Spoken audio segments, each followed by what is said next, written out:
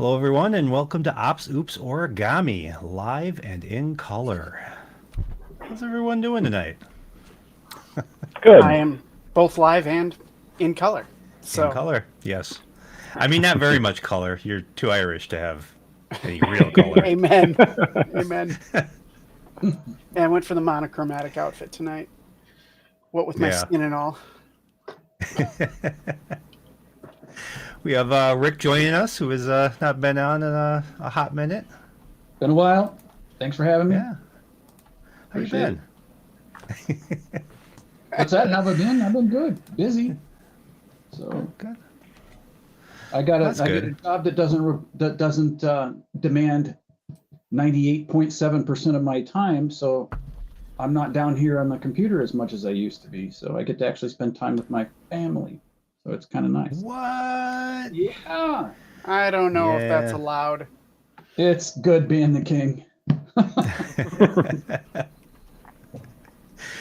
Well, I'm finally busy again, so I'm doing the 612s or at least 610s schedule. So Well, make that hay while the sun's still shining, right? So, because exactly. definitely cyclical. Make up for those slow winter months. Yeah. So Yeah, another construction. returning person, W2K. How you doing? I'm very well, thank you. Good. How's the wife? How's the kids? Absent and absent. And my lovely co-host, Chris. I am here. And you are indeed lovely. Yes. It's I turn letters with the best of them. Yes, you do. His buttery skin makes up for the lack of color. Actually, It's more pasty than buttery. it's my Still daily smooth, skin treatment. still This smooth, is- no doubt. Your sour creamish skin. Yeah. He Indeed. does use butter Sour. instead of suntan or sunblock just to try and get a little bit of color. Unfortunately, that color's red. Yeah. Two skin tones for me: white or clear, and lobster. So, yeah. I am opaque. No, things are good. I married somebody today, so Yeah, as in I good. performed a wedding ceremony. Excellent. The last time I married somebody was in 2014. Jeez, That's I not hope true. I got that right. 2013. Oh. We have a late edition. Travis. Hey everybody! Sorry, I'm running a little behind schedule, but figure I'd join the party. It's all right. No It happens. You should see us some of the time. Yeah. I wonder if there's Nice. a layout that works better for this many people. Oh, God, no. There you go. God, no. Yeah, there we Yeah, No, big- no, gotta wave that one off. All right, Big let's Brian, stick to come on. this. Oh, come on. Let's do it. I There- like there this you one. go. Come on, Brian. Nope. Overridden. Wait. Hold on. How about this one? I will make you not There an you admin go. anymore. We should do like the Brady Bunch. If Oh only, yeah. Oh if yeah. only we had if only we had that kind of control. That would be pretty cool. Yeah. You can have it dynamically So- cycle through. Yeah. Yeah. Yeah, if you Just get 4 more randomly. people on, that would work. Everyone would be so small then. Just like So- I feel every- Go ahead. Yep. So we are revisiting one of our favorite topics, tech debt. It's been a while. I know we have touched on it. I don't know if we've really ever done a whole show on it yet. But we were talking offline, and Chris had some Oh, very I good have ideas opinions on about this how to one. manage that, how to wrangle that in. The debt that is technical. Yes, that would be. The debt that is technical, he says. Yeah. Yeah. Right. So let's throw this out there for the viewing audience. Hold on. Because I don't have a better way to do this. Do-do-do-do-do. If you go to that URL, Which nobody's going to be able to click on. Put it in the comments. there we go. There you go. I can't has Much technology. There's a lovely article that somebody wrote about how you should devote time to tech debt. Lovely, lovely point of view. And then went on to say that you should devote no more than 25% of your time to tech debt. This got us rolling on the topic. Brian posited that at a minimum, you should devote 25% of your time, not a maximum. Which I think has we were that ever all... been an issue for anybody here? Like, we're spending too much time on tech debt?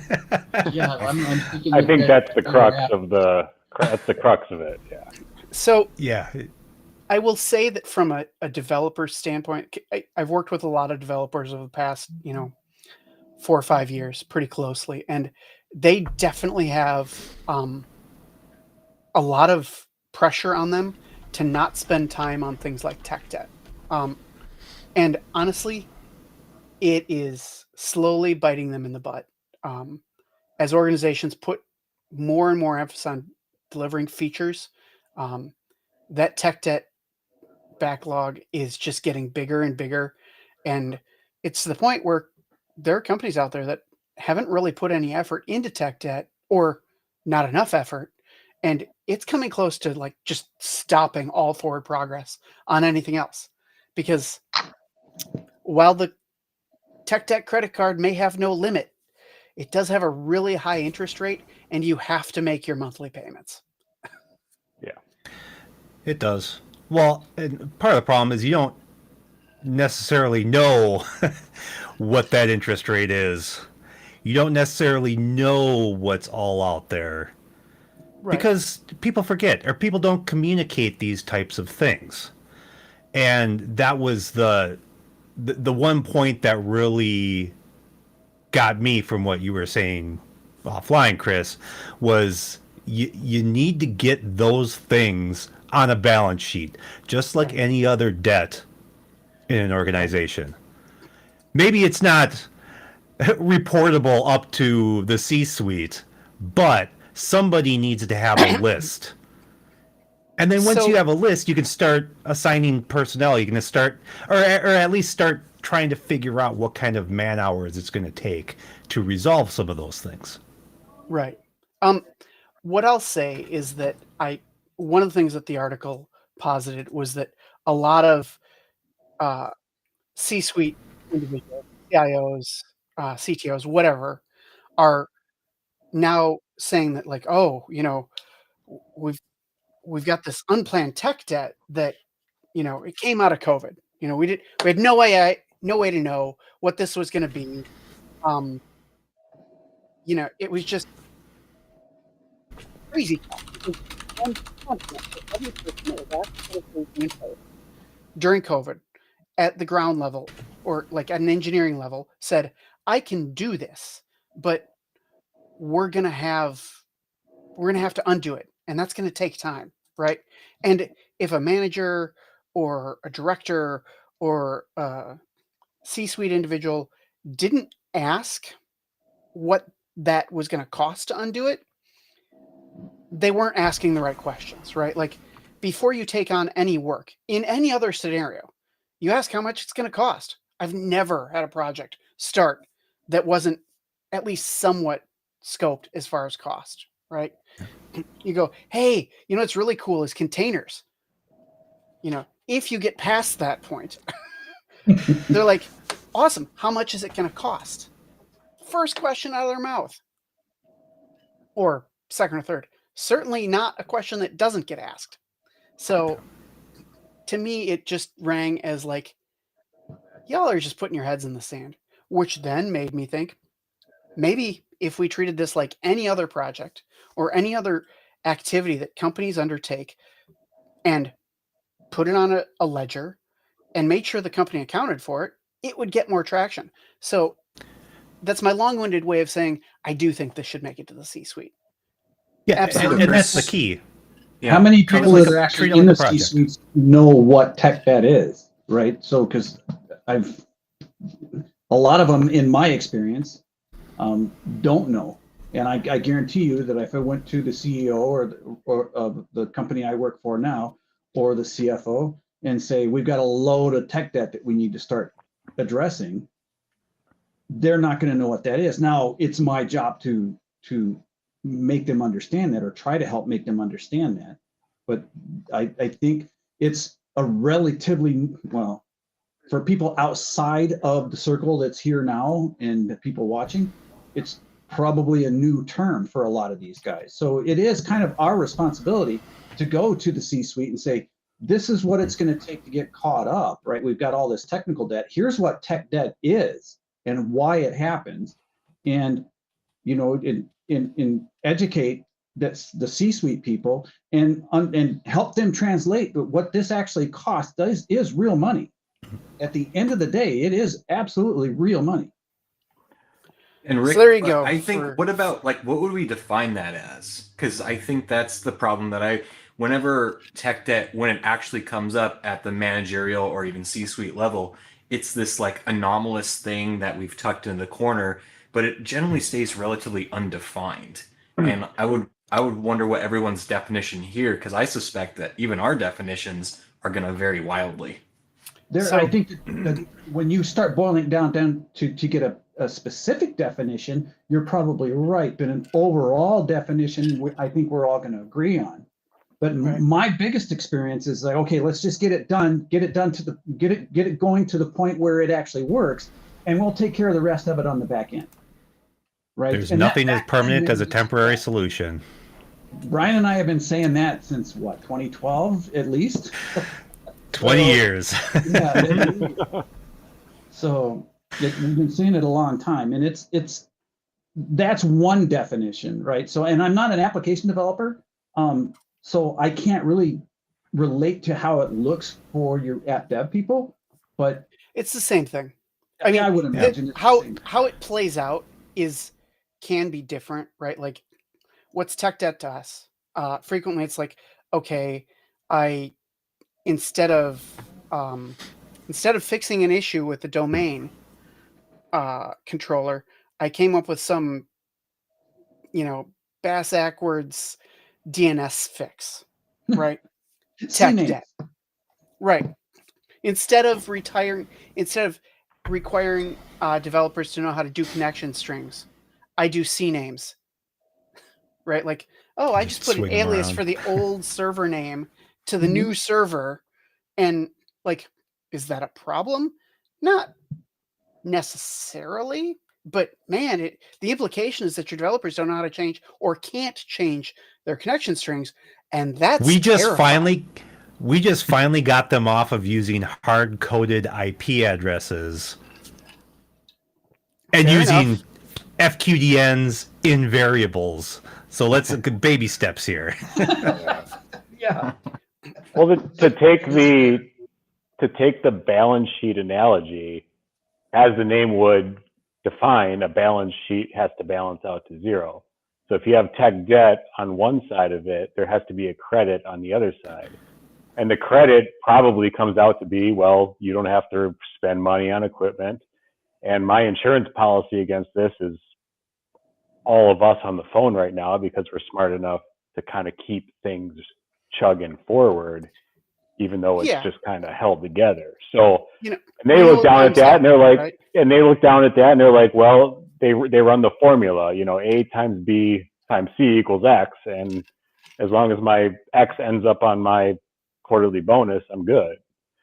So let's take the bonus. Like, let's assume that they are kind, genuine, generous, altruistic individuals. I know that's a big assumption, but let's take that point. Even if you just look at it as, I care about the health of the company, they're going to make choices about when is the right time to spend money on what, right? Maybe it's not the right time to take a big hit on a hardware refresh, right? And can you limp something along for an extra year? If it's running acceptably so far, probably. Like, the over-under on hardware failure from year X to year X plus 1 is, as long as your hardware's been running fine, I'd roll those dice. right? Really? How I long have would you rolled roll? those dice. How long would you roll those dice? Right. Until they don't, until it Right. comes up, And that's So- until it comes up zeros. Right. So there's obviously mitigating factors or modifying factors to that, right? Like if I've got hardware that's super old that I can't get parts for, that I can't get replacements for, right? Then no, I'm not going to roll those dice. welcome to Rick's world. So Yeah. at that point, whether the hardware is running well or not, it's time to replace it. Like Right. the things that you would do to protect yourself in those scenarios are now gone, and that means the tech debt piper has come to be paid. And man, if you don't pay the piper, the rats come back to town. I would roll it back even as far as like for me, there's a human component that's always there.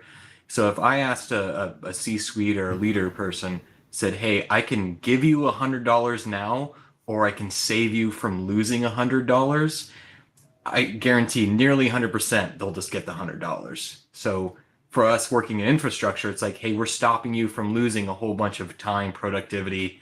They're like, well, but what do I get? Like, how much money do I get? You're like, no, you don't get anything. You just don't lose it. And they're like, well, that's not a game. So I mean, that doesn't show up on books easily.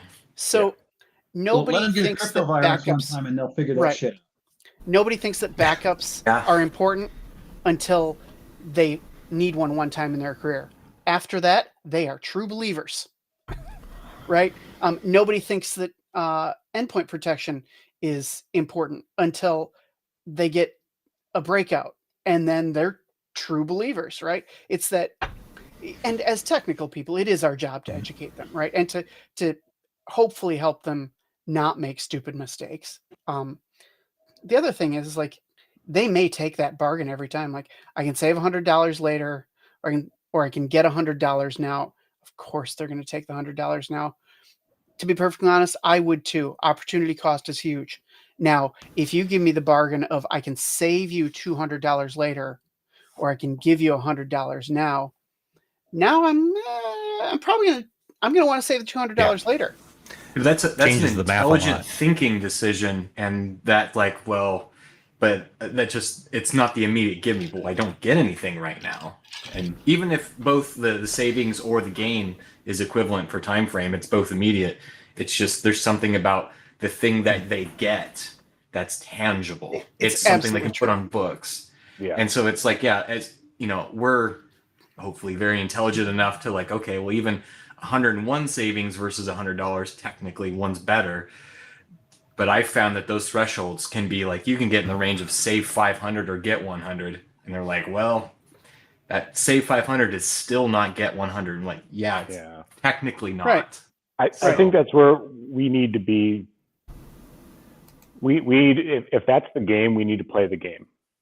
So how do we play the game? And we play the game smart, because none of us are stupid. I mean, come on. Although some days We I have our don't know. moments. Some days I don't know. My emails in. Don't check Some any days I kind of question it. So how do you play that game? How do you show them that? And I think it probably depends heavily on the situation. It depends on who you're dealing with. You have to have good interpersonal skills.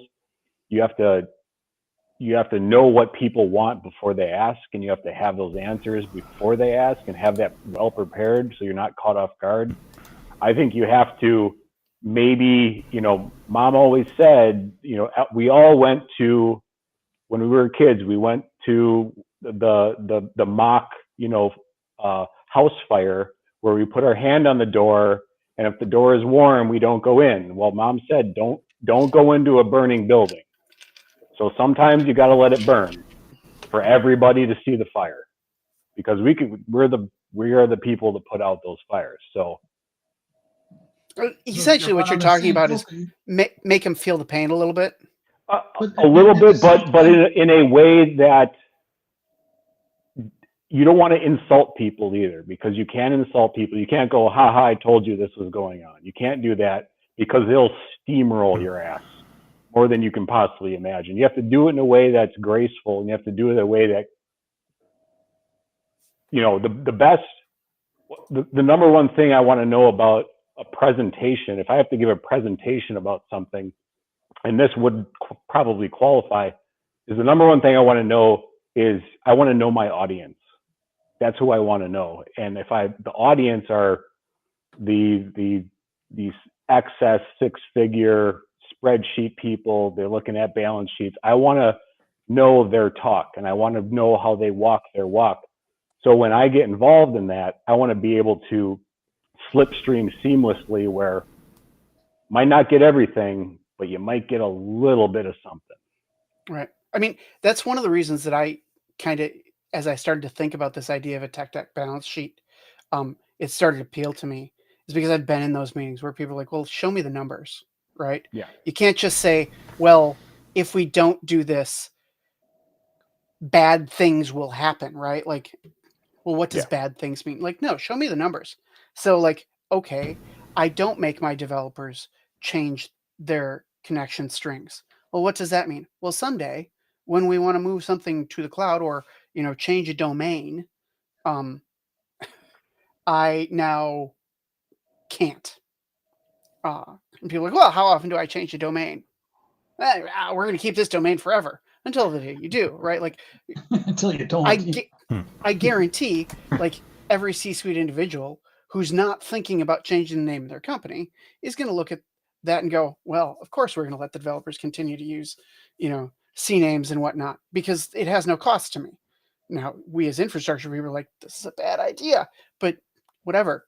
At the same time, when you talk to those C-suite individuals about, like, here's this thing that if you continue to operate your systems this way or develop this way, within 18 months, you will have to stop development, right?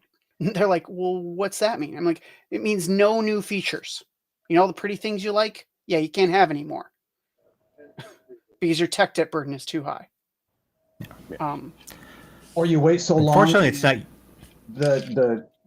The applications were written in VB or some old ancient code, and nobody's around that knows that anymore, or the source code's gone or whatever. And now what do? You need this feature enhancement, or you need to rewrite it, or you need to, and nobody knows how it works. That's the tech debt that's crippling. And I wanted to mention, if you don't mind, Jesse said something about you go ahead and let it burn, but you have to be real careful, because you said we are the people that put out the fire. And what happens when the dumpster fire that's going turns into a full-fledged 5-alarm forest fire, where whatever? At that point, because it can happen. And so I like to say, look, you guys went and spent, you'll go to Geico and spend 15 minutes to save 15%. This is the same sort of deal. And you need to start thinking about these things, because that's because you mentioned, how do we do this? What do we do? Where do we go? And break it down to something that your kindergarten kid can understand, because sometimes that's what it takes for the C people to understand. You have to break it down into something so simple that there's nothing for them to argue about, right? You're going to pay for this one way or the other, right? You can pay a substantial amount of money now, or you can pay 5 times that amount when your business goes under, or when you have to spend a boatload of money to get people to come in because your present staff just can't handle it. Well, then that also speaks to like presence, because I come from a emergency response background in search and rescue, and the let it burn for a little while is I'm a big fan of that. It's like, all right, we have 10 engineers that are ready, at 3 o'clock in the afternoon. If we wait for this dumpster fire to go off at 10 o'clock at night, the staffing ain't going to be there. You're going to be skeleton crew. So sometimes the sort of controlled burn, when there's people ready to go and able to, the damage that will be done is far less, and it will be far more visible within that controlled time frame, that controlled burn. So right. That's the sort of devil's bargain. It's like, sure, should you wait until there is no firefighters left, or the skeleton crew on a weekend or something like that? Well, that's the crypto. I forget, I don't know if it was Chris or Rick mentioned it. Let them get cryptoed once, and you will be caught with your pants down, and your you know what will be stretched more than you Your can possibly pants will be imagine. around your ankles Mhm. for months, Yeah. right? Months would be a blessing. Months would be a blessing. So when cryptos first started coming out, I had the unique experience of having to deal with it like twice within a couple of weeks for customers. And early stages, right? The dollar amounts they were asking for were really small. And but the challenges of dealing with it even then were just, it was mind blowing how effective it was. That was And back in the Innovation Drive days, wasn't it, Chris? yep. Yeah. And I was like, okay, this is the first actually scary, to like a technical guy, malware thing that I'd seen in a long time. And I think I might have yeah, been around for one of those that you dealt with. I remember it was brutal. yeah. I mean, no joke, we paid. The thing I'll say about the crypto farms is like, they'll give you your data back. They want a payday. They Yeah. don't care about your data. Yeah. The trouble is now that if you pay them, that's just they know you're going to pay, so you're just a Yeah. bigger target. Now you're a target. Right. Right. So- Like you pay them after you've shored up your defenses. Yes. Yes. Right. Like And you've hired Brian, and you've gotten yourself some Palos and XDR and Cortana and all that. So right. not Right. Like the, Cortana. Whatever. Or something like that. Yeah. I'm sure she could help too. I'm sure she could. Don't worry, Rick. Don't worry. Rick. I mean, she's going to be powered by Chat GPT sometime soon, I'm sure. Yeah. Sorry to get us off track. Oh. Mike. Nice. I'm fine. I'm fine. Everything's Need to fine. change my workstation there to have a beer fridge right next to me. Yeah, that's Yeah. convenient. It is convenient. It's got I some have other to things. walk in it. all the way over there, the 10 feet to my fridge. So yeah, I'm gonna have to get it relocated. You know, this is what happens when you have a small house and are a theater person. You work in very efficient space. Also, you might Yes. say that we have too much stuff. So, like, this was the only place it could go. You need to turn the door around though, so it'd be much easier to open there. Tech debt. Yes. That's a great example. It is. Kind of is. Yeah, Rick, you mentioned putting in handling things that were code. Code is kind of lost and source code is lost. I know I've had to deal with that and put in this network fancy footwork to make this one app work. Where no joke, the guy who wrote the app, source code was lost, and the guy who wrote the app died. So they had nothing to go on. Nothing. We've never been there. No, not once. The guy didn't die, but he was no longer with the company. Yeah. And yeah, he had the only copy of the source code. Something that I'll say about the place that Brian, Rick, and I all worked. After both of you left, there were a couple of developers on the development team that were like kind of mid to high tier developers, certainly not architects or managers at that point, that got really vocal about tech debt and communicated to their product owners and kept banging the drum until they got time devoted every sprint to working on tech debt. And they started to pay off their tech debt credit card to the point where that like real substantive changes were happening because Nice. it paid dividends, right? Like fewer Yeah, outages, it does. faster development. Like it's the analogy of the credit card and the interest payments is like the more you spend time you spend with the concept, the more apt it is, right? Like it's just a burden that hangs around your neck. Like, oh, you want to buy a car, but your credit card's maxed out? Hope you got cash on hand, Right. right? Who's got the cash for that laying around? Okay, maybe you can buy a car. Can you buy a house? You know, No, like having your resources freed up to deal with good things and new innovative things, as opposed to like constantly pushing that stupid debt that you incurred 5, 10, 15, 20 years ago, it's super empowered. And it feels so free and light and happy. Nirvana, it's just a checkbox away. Well, Chris, I would be entertained. Like, I'm curious to see what the group thinks. I've always thought as technical debt as being very much paired and sometimes a direct result of cultural debt, as I've kind of thought about it. It's like, okay, we have a culture that does not care about technical debt and these other components. And so, something as simple as documentation can be a sort of technical debt component.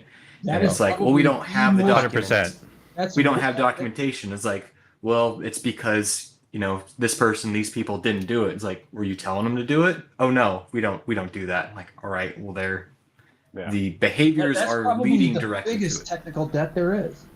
Yeah. In Yeah, my so mind. every one of those projects that wasn't properly documented, it was never finished. They got 80% done and just never dragged it across the finish line.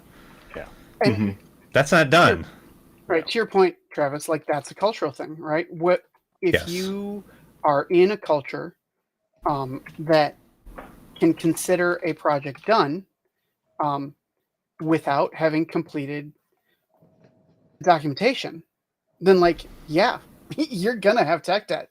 And documentation's huge. I was off today, but I heard about some stuff, and like I saw this scramble for documentation, and of course they found some, but it was incomplete, right?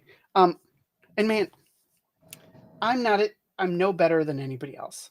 If you tell me that there's a fire burning and that there's documentation to be written, of course I'm going to go fight the fire. Right? Right. And when I come back Yeah. and they tell me, well, what are you working on this? Or we've got this project that we really want to start on. Like, where are you at? Like, I got some documentation to finish, but like, what's the project? Of course I want the new shiny. Right. Documentation is not sexy. Yeah. Right. I think there's a But it's behavioral useful. stuff that there's always this like belief, I again come from a medical background. There's a lot, like it was always done after a call, but even in the IT realm, it's like, okay, well, I'll do the project first. And then if there's time at the end, I'll do documentation. It's like, no, you just do like a little write up never every day of happens. what you've done. Never Yeah. happens. Never happened. No. Right. And it's like, okay, You don't do it clearly until that everything's end on goal- fire. Yeah. Right. We And even say then we'll you- push it to the end, and it never happens. I'm like, okay, how about you've done a work for, I don't know, 3-4 days, maybe a week. On that Friday, just do a quick notes, do a basic architectural write-up, anything, philosophy Right. of use, just something so that at the end of the project, even if it's not complete, you have something that you can Hell, use at least for yourself. if you like really well spec'd out your project, you're probably a quarter of the way done with your documentation, because now you should theoretically have the framework for that documentation. You're not going to have every little detail, but you're going to have a lot of information in there. So William says, lack of documentation is not only tech debt in and of itself, but is the fertile ground the tech debt tree grows in best. Absolutely. Teams get scared because they don't remember how it works. Yeah, I yield to the gentleman from Ohio. Yes. So suddenly you can't get the okay to upgrade or replace, and it becomes eternal. Yes. Yes, especially that. So one of the biggest examples I run into that is really tech debty is those systems that you can't touch because somebody touched it once and it broke and no one went back and fixed it. So now it's the forbidden system. And now so many things have been built up around this forbidden system. Now there's more systems that are piled on top of that you also can't touch. And granted, these type of situations are very profitable as a consultant, but I would still rather not see them in the first place because it's horrible. They're profitable when they're not too scary to touch. I'm never too scared to touch them. We had William on the show last week, like in general, I'm not too scared to touch things either. But William dug into some stuff that I was like, you did what now? I will requote William from last week. There were some things done, right? Like, I did a thing. he unpacked some stuff that like stone cold, man, stone cold. And yeah, you can solve stuff, but anything can be recovered from, given enough time and effort. Yeah. Right. Yep. I agree with that. There's almost nothing that can't be fixed. Sure. But almost remember that is the same kind of sentence as saying infinite monkeys with infinite type over infinite time will eventually produce the works of William Shakespeare, right? Like, if you give me all the time in the world, I can solve anything. Absolutely. The duality of man, the struggle of man's duality continues. Yes. Yeah. Yeah. It seems to be that can be like a cyclical action. Is that no documentation leads to tech debt, which leads to lack of documentation, just becomes this downward spiral in which, okay, now we have systems that are 20 years old running on duct tape and dreams, and either no documentation or worse, incorrect documentation, or you're just like, all right. And to Brian's point, usually these systems get codified as like the untouchable, the unspeakable system. You know, in the smaller the company, the more prevalent that kind of thing is. And right now, I'm at a fairly small company. Chris and I did years worth of work for small companies, and that was extraordinarily rampant, especially in the small companies, and where you got 50 people possibly, or 150 people. And well, that's a system that does our faxing and EDI and whatever, and it's running COBOL or something like that. And it's also the one that all the people from the outside RDP into. Oh, totally. Yeah. Exactly. Yeah, totally. Yeah. So, and it's now we're speaking of cyclical, Travis. We're back into the realm of how do we fix this? What do we do? Who do we get a hold of? Whose tree do we shake to get some support? And because of things like COVID and supply chain and whatever, there's a lot of businesses that, hey, we've had to trim, we've had to get rid of people because business wasn't good. We're trying to do what we did pre-COVID on a lot less people. We don't have any money. We can't buy stuff to fix these systems. So you guys have to just maintain this level of tech debt. Yeah. So now I can see that spiral like tightening up, because we're going to see more and more things go to like cloudy type things where that you will be forced into it. You know, Amazon will force you into that, and that spiral will be tightened up. I don't know where there's going to be a split along the way, but I see it getting. It's going to get worse.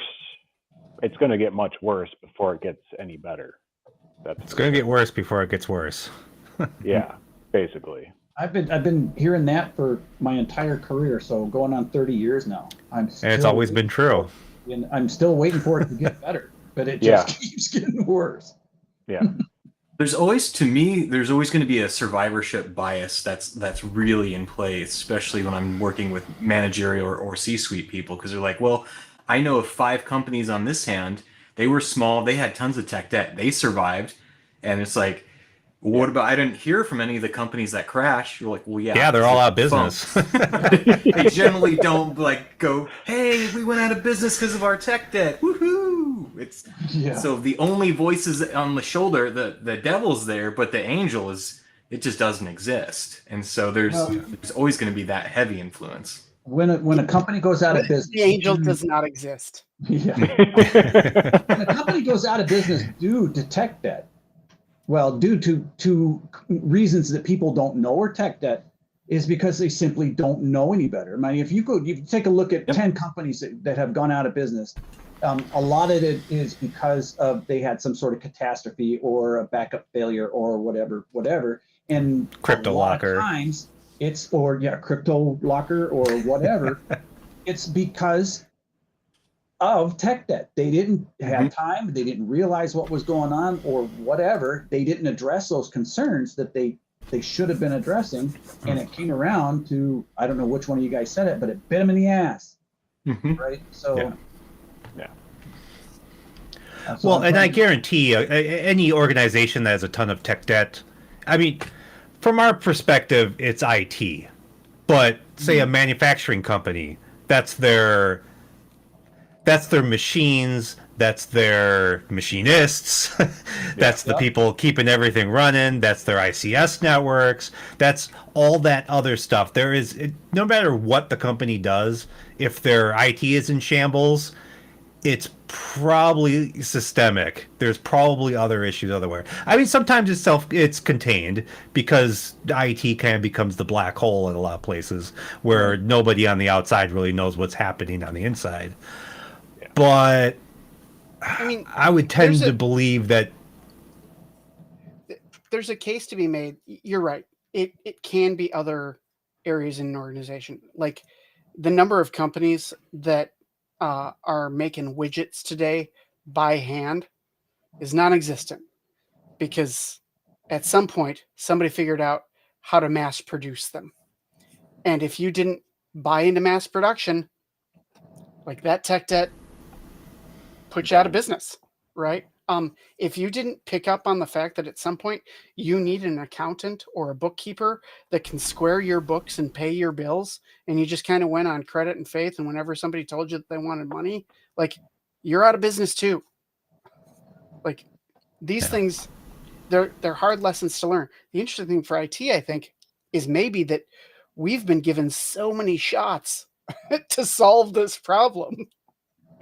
Like, and we have. You're right. You're 100% right about that, Chris. And to Brian's point, because I am in a manufacturing environment, to both of your points, right? Because TechNet is not just IT, but IT solves a lot of tech that it shouldn't for other areas, right? So you've got this CNC machine, right, that does whatever it does, and running Windows 98. By just honest to God, just this last week, gave a super modern 98 a Windows 95 laptop. There we go. To our maintenance guys, so they could program a PLC that's in a machine that costs several $100,000 to replace. So we keep doing that. We run Windows 98 virtual machines on top of Windows 10 machines, and we don't allow any networking from, well, you can't. It doesn't work well anymore. But we run Windows 98 virtual machines to control the equipment, right? So, and then there is technical debt that we have fostered to keep the company rolling. When, well, we could have done, well, we're gonna let that dumpster burn, but there was no money to put out that fire. So the building would have burned down. Right. Does that make sense? Right. So there's.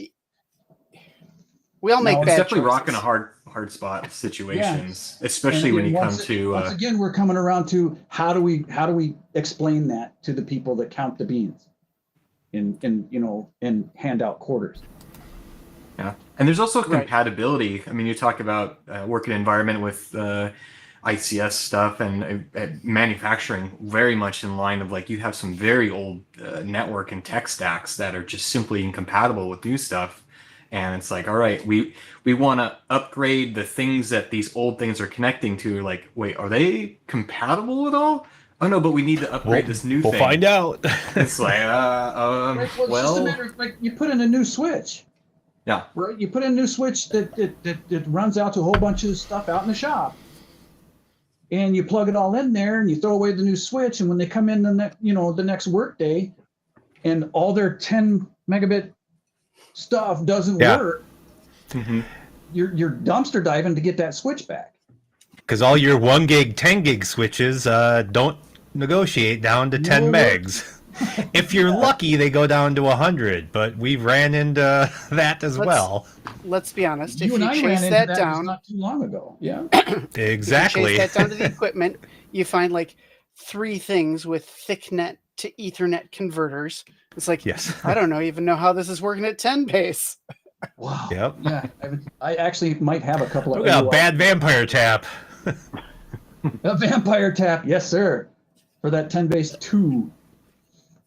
It's interesting. Like when you talk about manufacturing and like that industrial automation world, so much of that stuff is actually designed to be really resilient and have a fair amount of longevity. It's actually a little surprising to me that we don't have way more of that going on, right? Like I know it's present in a lot of manufacturing, but Mhm. it seems to me like it should be way more present, just given how long some of that equipment lasts. You would be I've surprised been in how present it really is, Chris. Hmm. I mean, no, I've been in industrial facilities and manufactories and seen some of the old tech, but like I've been in them and not seen like Windows 3.1 running and DOS systems, right? Mhm. Like they're at least up to like Windows 98 or something along that line, which implies like some capability to run with a more modern OS. Not that Windows 98 is a hugely different OS than like DOS, but Right. I was part of a conversation a couple of weeks ago where we OEM stuff for a lot of big places. And we were talking about ERP systems, and they are large manufacturers still running late 90s, early 2000s ERP systems because over the years they've customized it to do exactly what they need it to do, and nobody really makes anything to suit their needs. And if they want to do a new ERP system, it's going to cost phenomenal amount of money because they've had to and talk about a mountain of tech debt.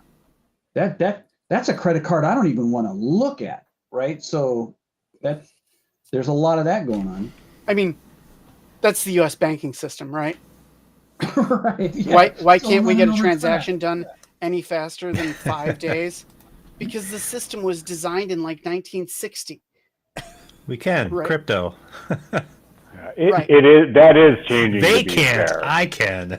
Well, Yeah. yeah, they've been talking about changing it, and they've been working on changing it for the last 15 years. They're finally starting to make headway, and some of that is freeing up because of the pressure of crypto, right? Well, They Well, that's found always going to new- be the case, right? Is Right. if it's a company that their job is to make money, and you look at like the banking sector or like insurance, they have very little in terms of competition. But when a competitor does arrive, then and people suddenly find the money arrives for paying off tech debt or to speed things up or modernize or whatnot.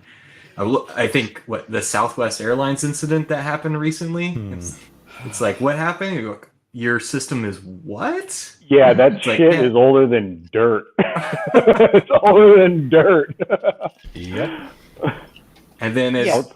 I think some of the costs of that tech debt alone, let alone some of the other places, is like as the story opens up, stuff like breaches in LastPass, and you're just like, the story just keeps worse and worse. Oh, Like, oh yeah, we God. saw we should have, and we said no, so we could pocket the cash. And you're like, Yeah, oh man, this is like beyond indefensible. yeah. Tale as old as time. That's never waste a good emergency. Yes, sir. I've heard never let a good crisis go to waste. Yep. It's Yep. right in line with that. And I worked for a guy for Never many waste a good years. outage is the one I've always gone with. Yeah. Yes. Nice. And I worked for a guy for years. He was a very good friend of mine. He said, "In confusion there is profit." So never ever let it go to waste. Right. So Was that back in your healthcare IT manufacturing days? yes, it was. You know who said that? I do know who said that. Yes. If y'all look that up, I'm sure he's quoted as saying that. What Yeah, was the he's phrase still again, Rick? industry. He is no longer with us, which is pretty sad. He was one of my best friends, and I miss him dearly. But yeah, he was very good at pointing stuff like that out, and he was actually the first person to ever talk to me about technical debt. So it has been around for a long time. What was the phrase, Rick? Yeah. In confusion, there is profit. Yeah. It's a good saying. Yeah. It is. It is because there's times when you know things are going to be just a shitstorm. So in order to get your shitstorm fixed, there's always the opportunity to go, well, since we're doing that, let's veer over here and do a little bit of this too, to try to reduce some of your other tech debt, right? So that was kind of what he was alluding to. That's what I hope he was alluding to when he was teaching me that stuff. So it's very young in my IT career. Yeah, I'll say like an interesting story. This was probably a few years back now that I was at a location, was down maybe about 5 miles away from my house, and I was looking to get a ride back, and I was generally against Uber and Lyft. I'd heard the stories, and I was like, I don't want to use those. I'm gonna stick with the tried and true taxi service. And I somehow got a number on it. I had a smartphone at the time. Called up the service. Was like, all right, I need a taxi, and then they quoted me the price. It was going to be like double the cost of what Lyft and Uber was, and it was going to be like an hour to 2 hours of wait. And I was like, and they're like, well, we're not really sure where our taxis are at, or we're just kind of giving you an estimate. And then I was like, while I was waiting for the taxi to come, I was like, all right, fine, I'll try one of the ride sharing apps or whatever. And 10 minutes later, it has all the drivers listed around. I was like, all right, let's try it. And it worked great, and I was like, yeah, I can't go back now. That tech debt of trying to do the old taxiways is just so dead. And I feel like that's indicative of how things jump forward, how you can get that sort of paycheck or the blank check to fix the technical debt is when a competitor either blazes past or they're like hand in hand or right there. So I have an interesting counter tale for you. Okay. I was in Muskegon, Michigan last year. Uber and Lyft, totally prevalent in the city. Primarily a Lyft, but I was staying at a hotel in not the nicest part of town, but it was just me. The bed was clean. I was fine, right? The taxi service gave me a more reliable ride for less money. Oh, wow. But would it have been the same 5-6 years ago when Uber and Lyft were pretty new and the taxis still were dominant? Yeah. Probably not. Right. Yeah. So where the taxis previously were resting on their laurels and just like raking in that fat cash. Honestly, I feel like Lyft and Uber have gotten to that point. Like, they're raking in that fat cash. So why do we? Yeah, I don't have to bring more drivers on. I collect enough money from Muskegon, Michigan. Taxi drivers, they're like, you know what? If I don't work, I get beat out by those Lyft and those Uber drivers. Well, it's good to have that pendulum swing back and forth, because right now, like, Airbnb is just an absolute ripoff. It is stupid. But it used to how be much great. It used to be fantastic. They squandered it, and now hotels, like, I can shit in the sink of a hotel and no one's going to complain. But if I leave a scratch on something in a Airbnb, I get a $400, damage fee or something like that. I mean, it's good that we have those options.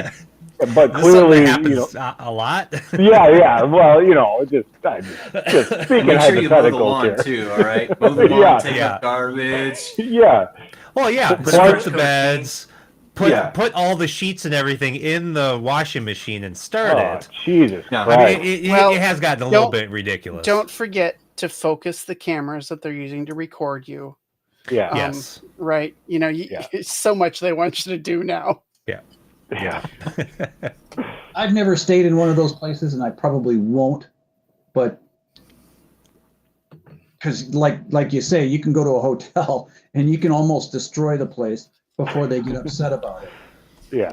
So and they're doing their best to compete, right? If you're going to a place that has a lot of Airbnbs because it's a great area or whatever, chances are you're going to find a reasonable place anyway, right? And Probably, especially for the nuts and bolts travelers. If you want like a unique experience or you want something off in the woods, yeah, You're sure, Or a not 5-bedroom house, or 5 bed, yeah, something crazy, yeah, that's fine. But if you're just like looking for a place to sleep, I mean, come on, man. I mean, you don't need much. I don't need much, anyways. I got a big truck with a big back seat. I'm good. There you go. Yeah, And now we're way off topic. yeah. I mean, As usual. welcome to the show. that's okay. We almost made it to the 1 hour mark.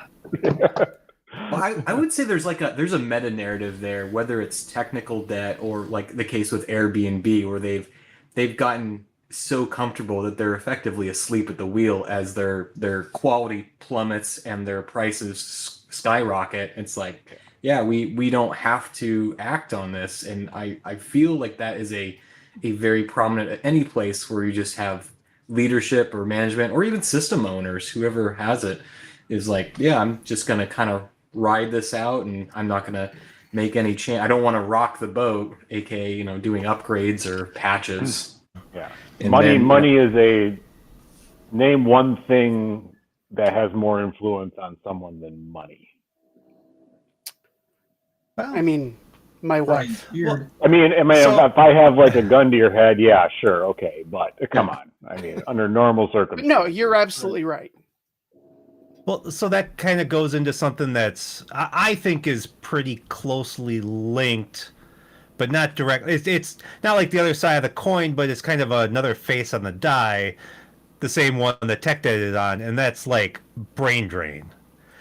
So a company that is running in perpetual tech debt and is basically all screwed up, are they going to be able to keep good people that actually want to work in those situations? Some people are just basically masochists and they'll just stay there and just bear the pain. That's But an some excellent. people will be like, you know what? I want to be able to fix things. I can't do it here. Deuces. That's a great point, and that has like a real bullwhip effect, where that like Oh yeah. will be stretched out, and then all of a sudden it'll snap back, and the whole goddamn place will fall apart. So, And I think it could overall it can be more detrimental, at least in the short term, than any kind of tech debt. I mean, if you can't get and retain good people, your tech debt's never going to get better anyways. So yeah. I mean, it all comes down to, like, in IT, it comes down to good people. If you've got good people, Yes. you can, like, in development world, good people are like the 10x developers. In the infrastructure world, good people, like, they can be 10x, they can be 2x, they can be infinite x, right? Like, if you've got good people, they can solve problems and they can get you past whatever you're suffering through now. But man, it'd be really nice if we didn't have to so much. I've created a sort of litmus test that's sort of helped me going forward. And what I like to do is I find out if a dumpster firefighting skill set is very strong at a company, the only reason that exists is because the need is there.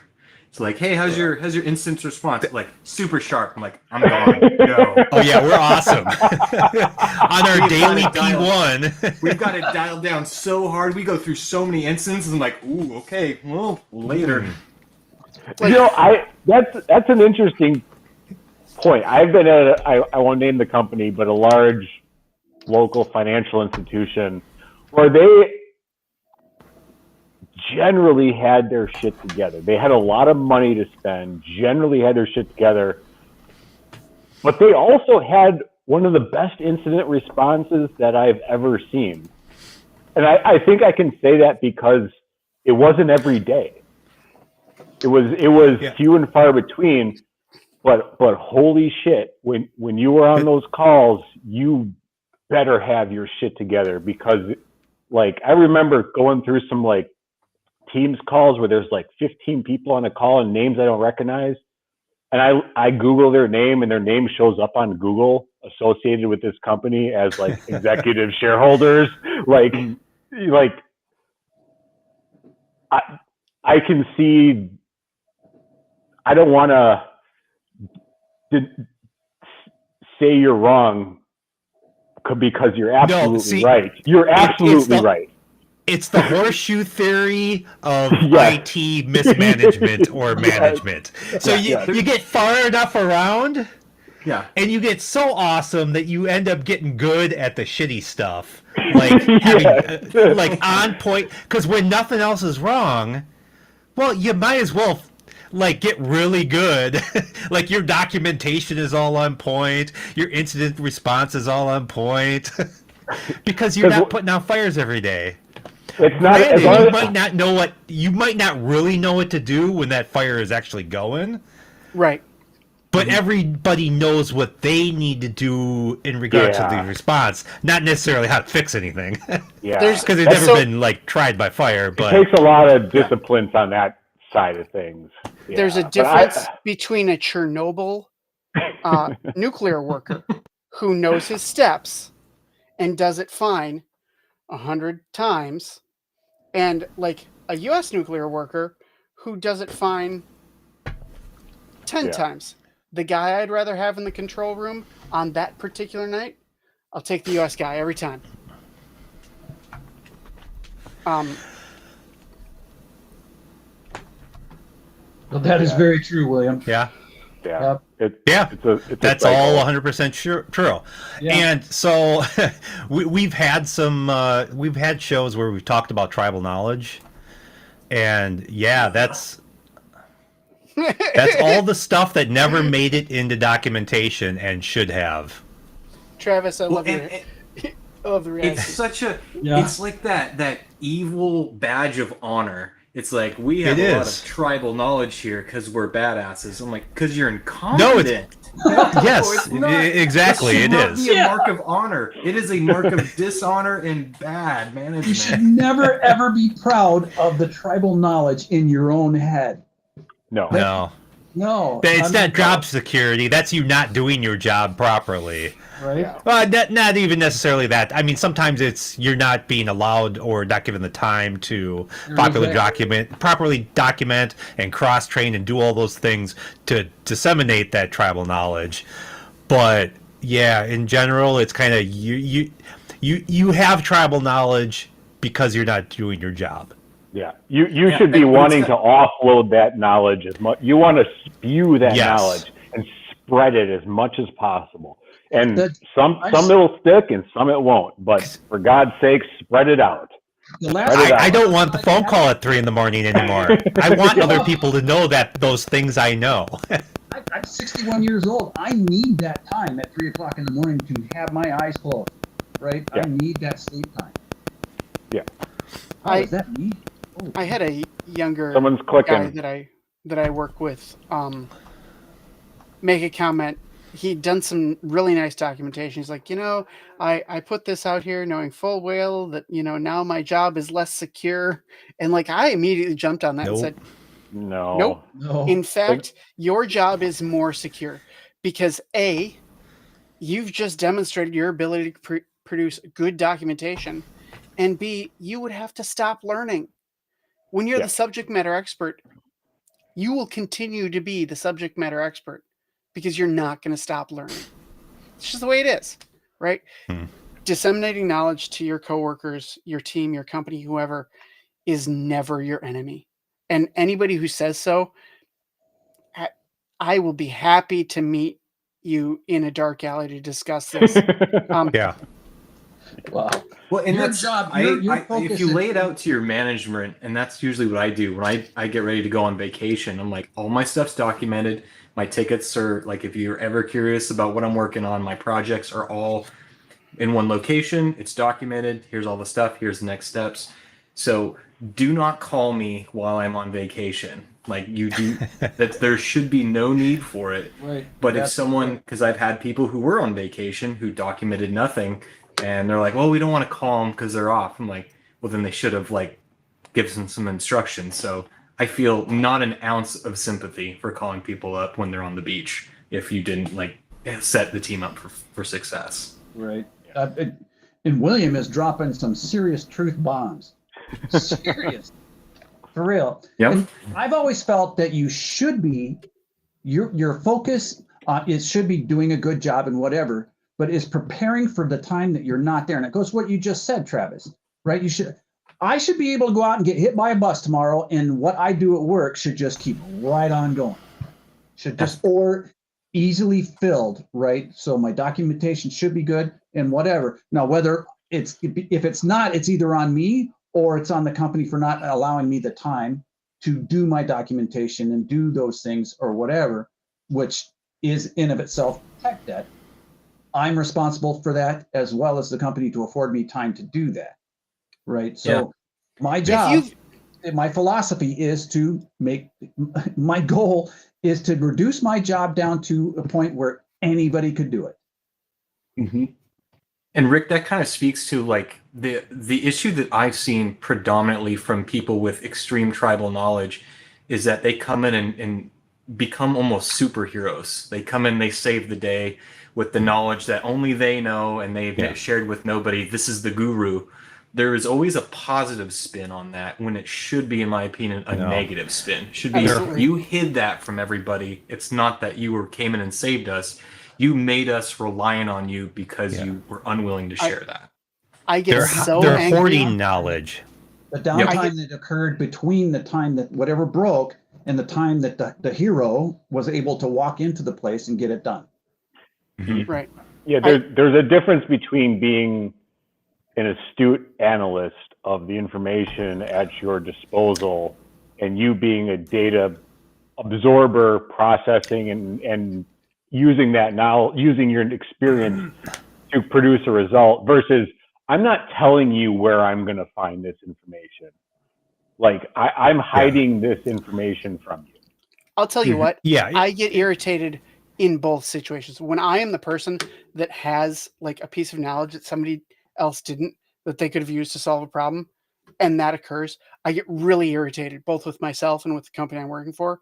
But I also get irritated when like my ability to provide analysis and understand resources comes into play and I solve a problem that someone else who could have done the same thing could have done, right? Like if it has to wait for me to walk in the room, I'm just as irritated. That's when, like, I don't know about what you guys do, but that's when I would call, like, we call them like lunch and learns, where basically we call something on a Friday, midday, we spend an hour on a subject and we just talk about that one thing. And we record it, we record the session and we put it in this bucket and that's where it goes. And for new hires, their first 3 days are going through the recorded sessions and just absorb. You're not going to learn everything, of course not. It's unrealistic, but absorb what you can. But at least we have found a deficiency in where things are. I have another one for you to throw in your toolbox. If you haven't ever done an IT tabletop exercise, do it. Because like if you're a person that knows how to problem solve and troubleshoot problems, take in data, analyze it, recognize what's going on, and get to a solution faster, sitting in with your colleagues when it's not crunch time and reviewing a past incident and having them go through it and guide them through it, you can teach some of that behavior. And like it's useful. I've seen it work really well. That should be a topic for another show. Noted. Get it on the calendar.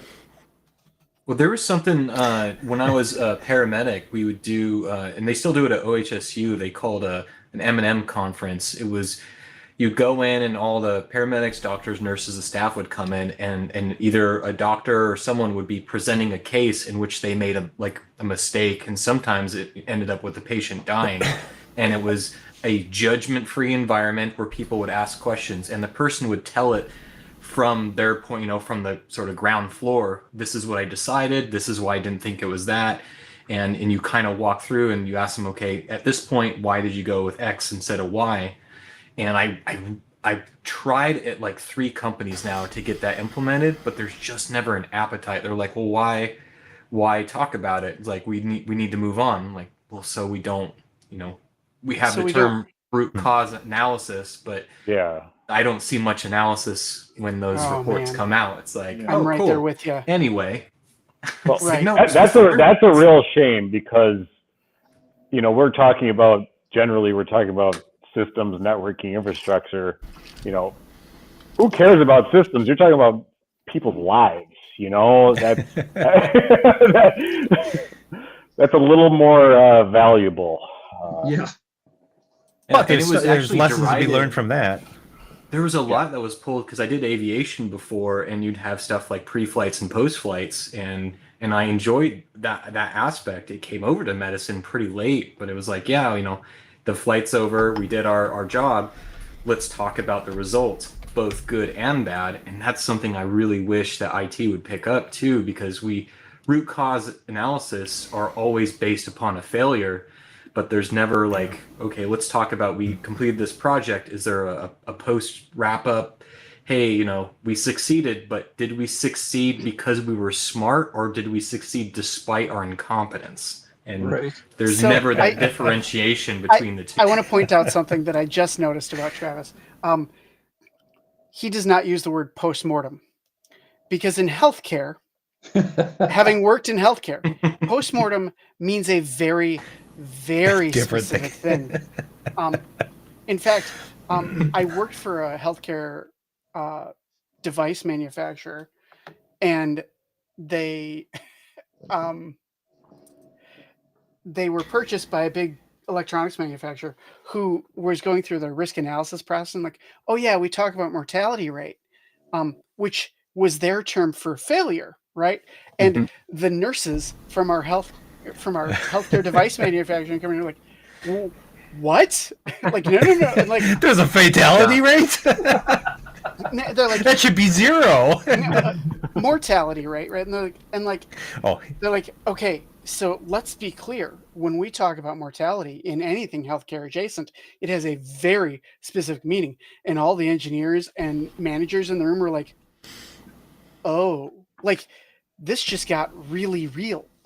Like Yep. when we talk about mortality in like a home medical device, it's because like a patient managed to get a blood pressure cuff around their neck and like turn the thing on, right? Like, Yep, and it's actually, it brings up a big point for multiple disciplines, is that, and I generally don't like using that term, that part aside. It's mostly because of the connotations that it incurs. Is like, okay, the only time that we're going to look back and see if our processes were good or bad is if something absolutely catastrophic happened. In the aviation world, we call them near misses, and they are treated in the same severity as an actual plane crash. And the reason is because, like, what was the difference between the two? Like a hair, you lucked out and you barely hit you almost hit the other aircraft. But right. the results would have been the same, but it was luck that saved you. And so treating like, well, we tried to migrate these servers and they almost collapsed the whole system, but it didn't. Like, what do you mean almost? That's not a win. That is a inch away from doom. And there should be that level of severity taken with it, in my opinion, at least. Agreed. That's just probably my 3rd or 4th week being at my current position. I was actually in the switch closet or the computer room looking at the switches and whatever, and I'm moving stuff around and doing whatever, and they got some old fiber connections in there that weren't snug and whatever, and connection went away to half the shop, and didn't know it until the phone started blowing up, and had to go and push and put, and then I figured it out, got everything lit back up, and then found myself neck deep in tech debt that had been left for me. And that's exactly what there was no postmortem. Nobody wanted to know what happened. Nobody did. Did you fix it? Yeah, it's working now. Great. See you later. Yep. I'm like, Move no, on. We On should to the talk next about Whoa! There's a problem here that You fixed it. It unfortunately I couldn't possibly discovered. happen again. There's a giant spaghetti monster in the server room that's just waiting to eat something else. And I couldn't believe Don't how worry, they were like, Ceiling "You fixed Cat it? has That's us." awesome. That's great. Yeah. Oh, wow, we're glad you're here. And I'm like, no, I shouldn't No. have been able to do that in the first place. What the hell's wrong with you? You should actually be mad at me. Yeah. You know. Hey, Well, and that- you put out the fire that you caused. But I shouldn't be able to Yeah. cause a fire. Right. I should not be able to just jiggle a wire and have the whole fucking environment go down. Pardon my language. We're and that's well the into whole- our second hour. That's the whole like the RCA term like bothers me most of the time because almost every place I've seen they're like, all right, we're gonna find the root cause, we're gonna analyze it, we're gonna find out how this happened. It's like, all right, here's the thing. The cable in your case was loose and it was unmarked. Like, okay, are we gonna do anything about it? No, we know now though, so we're good. Yeah. Like, no, there's Right. there's supposed to be like No, RCA that's not a slash solution. remediation to prevent or learning the lesson so we don't do it again, right? And like, we just know what happened, so that's good. We took enough. I really went good out- notes about what happened, and we're going Yeah. to file those away Yeah. so that And never read them again. I went out and got a quote for a bunch of switches and some new fiber, new patch cables and all that kind of stuff. Went into the boss's office, said, sign this. And he's like, what's that for? I'm like, well, remember when I was looking around and I moved that cable and the whole place went off? This is going to fix that problem. Because next time I may not be here to push whatever cable back in. And you guys need to, so. Well, and they were all 29 somethings from Cisco. 2960s. On Yeah. third-party support. 2950s. Let's not go fancy, Brian. Yeah. Yeah, they were on third-party support. I mean, I called. 2900 XLs. Yeah, it's something. Yeah, with the 10 gig modules on the right-hand side of them. So it was. Oh my God, dang it. Wait, So 2960Ss? No. X's would be 10 gig. X. Yeah, 2960X. X would be 10 well, you gig. had to buy the 10 gig modules to slide in there. The little width. Yeah, it's just like a 2-port, 10 gig 4-port. SFP pluses. 4-port? Okay. Dude, Yeah, those 900 those might go $1. back down to 1 if you plug all 4 in. What's that? Those might all, if you plug 4 in, they might go down to 1 gig. Two. I think they 1 run. gig. Two will be at 1 gig and 2 will be at 10. Okay. Okay. Yeah. So I'm like half right on that. Well, Cisco was 100% wrong, so. Yes. So I can't wait until they're gone. And and maybe we should talk about taking chances on new hardware in an upcoming show. Because I bought definitely vendors. bought new vendor hardware. So Yeah. Well, when you can't get anything, Yeah. What pickings are slim out there. yeah, it was. Are we tough. allowed to ask what vendor you went with? Oh, sure. I went with Fiber Store. Okay. FS. Yeah. Yeah. There was a steep learning curve because I don't read Chinese. And it's almost Cisco-like, Almost. Yeah. but not. But it's working now. I mean, so and the trouble that most of the trouble that I had was with the phone VLAN support and how to automatically get the phones to know that this is their VLAN and all that. So there was some QoS. Yeah, that was weird because it's really easy on a Cisco or an HP or an on everything else Aruba on the planet. or a Juniper. Yeah. It's easy on everything except for an FS. Yeah. But now I've got it and I've got it documented and I've saved the configs and I understand what's going on with it. So I'm actually going to publish it one of these days at Reddit or whatever because people have had the same issue. So, Right. but anyway. So yeah, one of these days we'll have to have on unknown hardware. Yeah, it's on the list. Chris just added it. Cool. Yep. Nice. So, tech debt. What's What's that? the solution? Give me your bullet point. One bullet point each. What's your solution? Travis, you get to go first. I would say I'm always a big culture guy. So if there isn't a culture of acknowledgement and honesty, then the technical stuff falls to the wayside. So I'm going to go with a culture of maintaining things current and documentation. Excellent. W2K, give it up. What do you got? You're limiting to one bullet point, really. One bullet Yep. point. Make it a good one. There are 5 of us, so whoever goes last, I'm volunteering, is going to have to come up with one. So, one bullet point.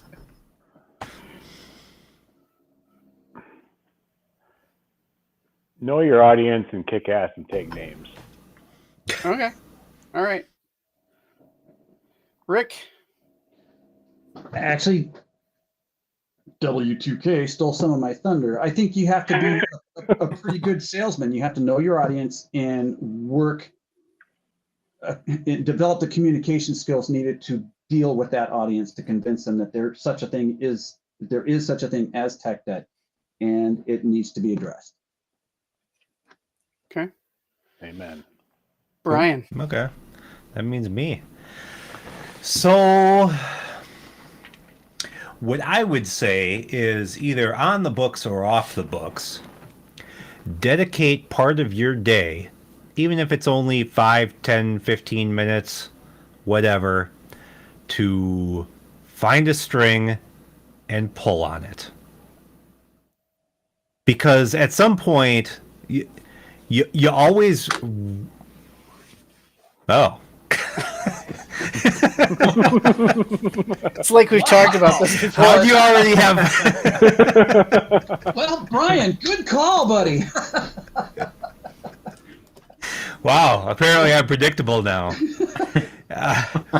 Yeah, so, I mean, part of all of this, everything that we've covered so far, getting your tech debt on some sort of something so that you can communicate it, well, you need to know what it is first. And even once you know where it is, or at least where the start of it is, you need to figure out what the scope of it is. You need to figure out the boundaries, what touches, what it doesn't, what it's going to entail to actually fix it. That's the find a string and pull on it. You trip over things every day when you're just in your normal course of work. When you're working on projects, when you're doing break fix, whatever you're doing, you run into things. There's all those little things that are like, oh, that's weird. I'll come to that, back to that later. You never do. Put that on a list. Yeah. When you have time, or when you make time, you go back and you investigate that thing. Maybe not change it yet.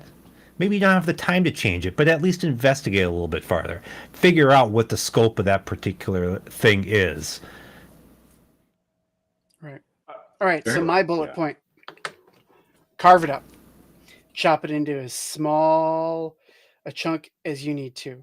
How you eat an elephant. One bite at a time. Right. And sometimes it's just getting started. Right. And if you can't find 5 minutes a day, find one. Right. Get started.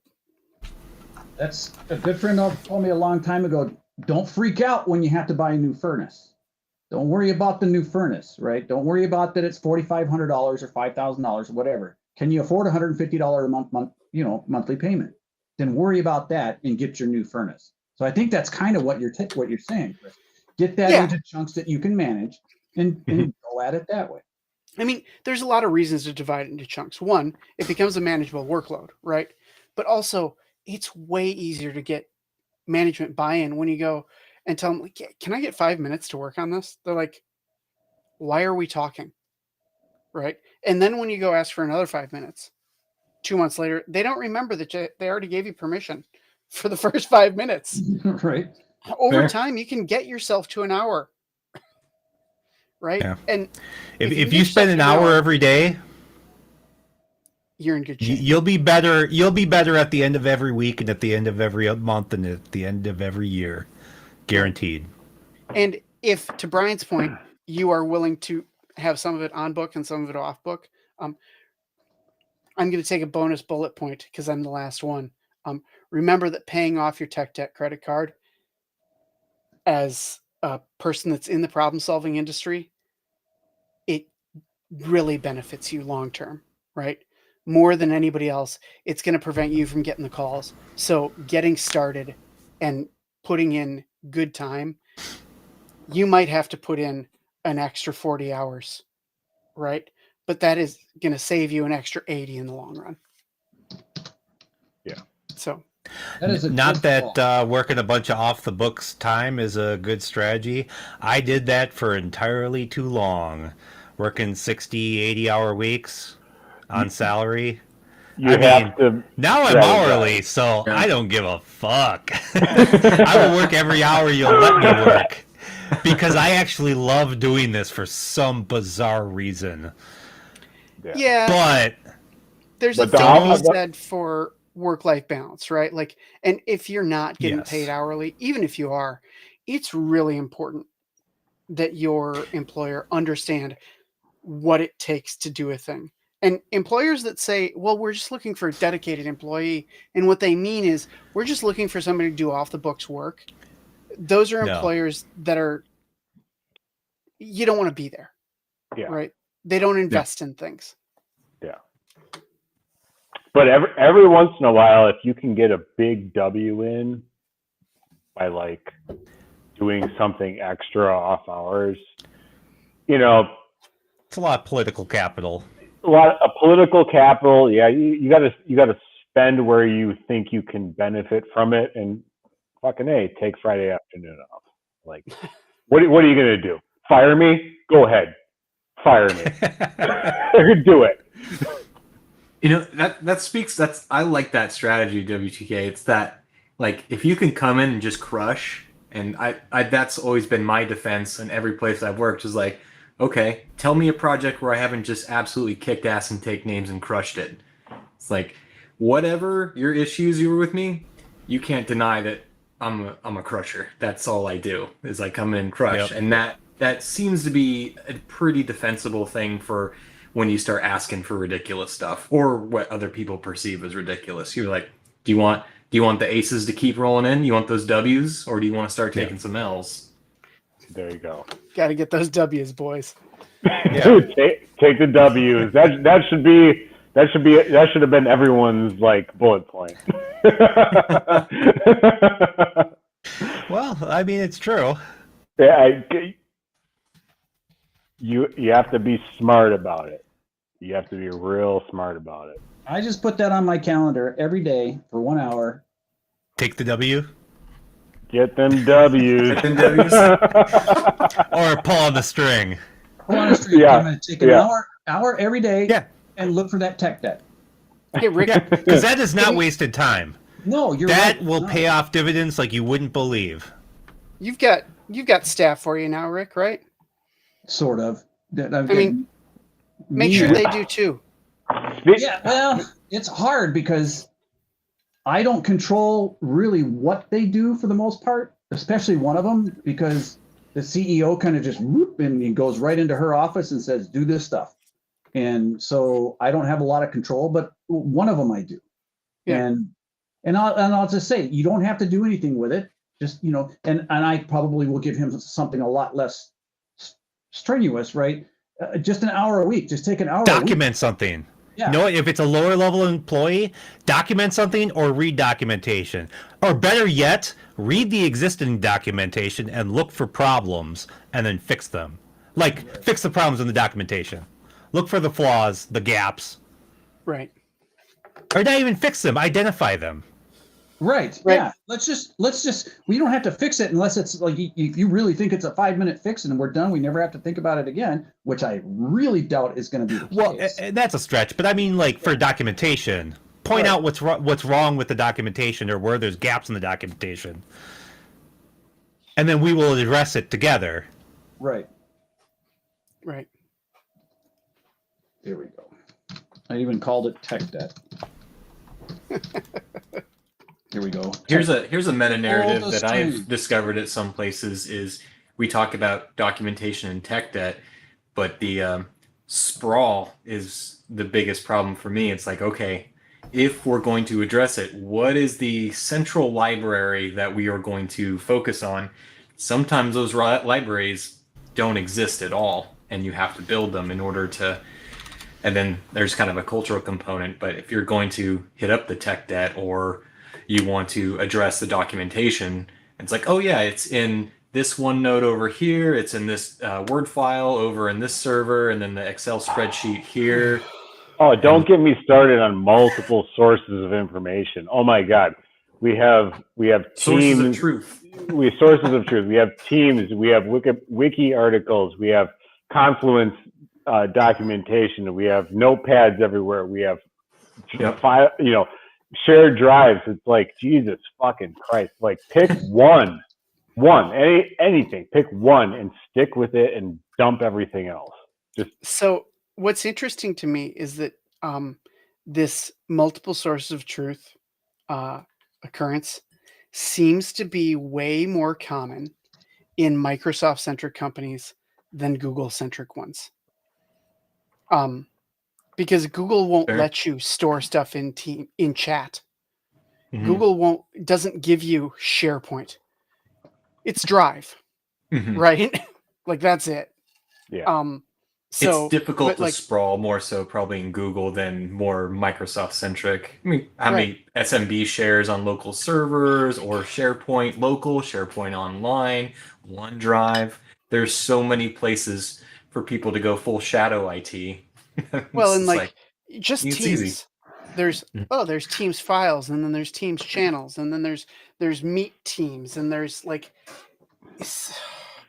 custom tab teams. What did Yammer get renamed to? Isn't it still active? It's active, but it's being renamed. It's being rebranded to some corporate speak bullshit that I can't even remember what it is.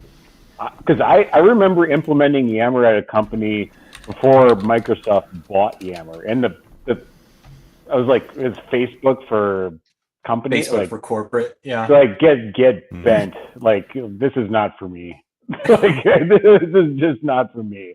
But that's weird that they're trying to turn that into Facebook for companies after they bought LinkedIn and tried to turn that into Facebook for companies. LinkedIn is Facebook for companies. Mm-hmm. So did Microsoft buy LinkedIn? Yeah. Oh, yeah. Oh, really? A while back, actually. Yeah. They must have kept that separate then, right?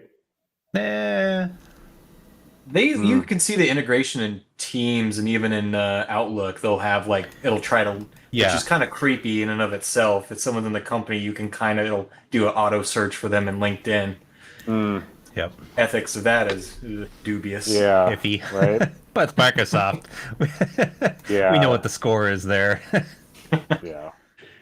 Brian, they're trying to be better. No, they're not. They're trying to just grab more money. More money, yeah. Keep that stock price high. Well, it's still called Yammer. I don't know if they plan on. I'm just looking it up here, and you can. They're trying to bring it into the Microsoft fold. Yeah. A year from now, it's not going to be called Yammer. I'll put money on it. Maybe they'll try to reinvent it, and I don't understand because I've only seen Yammer implemented at 2 companies I've worked at so far, and it has been nothing short of a dumpster fire of content and it's all the evils of Twitter and Facebook on a company page where it has your name and the company. I'm like, why, all your racist, bigoted rants that are within them. This is not the place to do this. I keep my racist, bigoted rants to myself. Thank you very much. Yeah. At least it's the company stuff, if nothing else. It's the low effort way for a company to pretend they care about culture, like company culture, and No, it's dumb. It's dumb at best. Mm-hmm. Yeah. I'm gonna keep my mouth shut. Yeah. So Rick, you're that guy, aren't you? You're the guy leading the Yammer groups. Nope. No, I'm not that guy. No, I worked for a company at one point that did use Facebook for whatever it's called, and I ignored it. So. Yeah, I don't. Good choice. For the most part, it can be ignored. You just ignore it. Yeah. Yeah. I mean, if a company wants to do that as opposed to having some intranet site where they do whatever, and from a networking standpoint, it was a pain in my ass. So I didn't like it. So We Well, want you that's to the allow thing. access to this thing, but not to Facebook as a whole. Well, right. Yeah. Mhm. yeah, that's more difficult than you think it is. Well, the thing is, you have Teams which is half implemented, and then you have SharePoint which is half implemented, and now you're going to have yet another tool which is half implemented, and you have these tools upon tools upon tools which are just like half implemented amongst each other. It's Yeah. just Or barely implement. Half pregnant is a better way to barely implement. Like get rid of one. Like get rid of one. Pick one and get rid of it. But then they can't use the new shiny toy, especially when Yammer gets its Golden god facelift. of It's going to be the thing. Oh, totally. I am a William Blader fanboy tonight. Oh, Yeah. Lord. He needs to join. Where is he? He must be on like I thought he was going to be on tonight.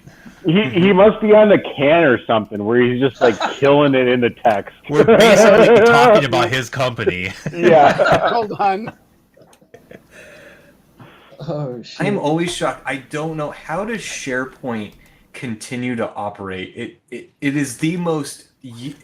I At swear some they have, like, companies, dark- it doesn't. They only hire people with dark UI backgrounds to make it as obtuse and as evil as possible.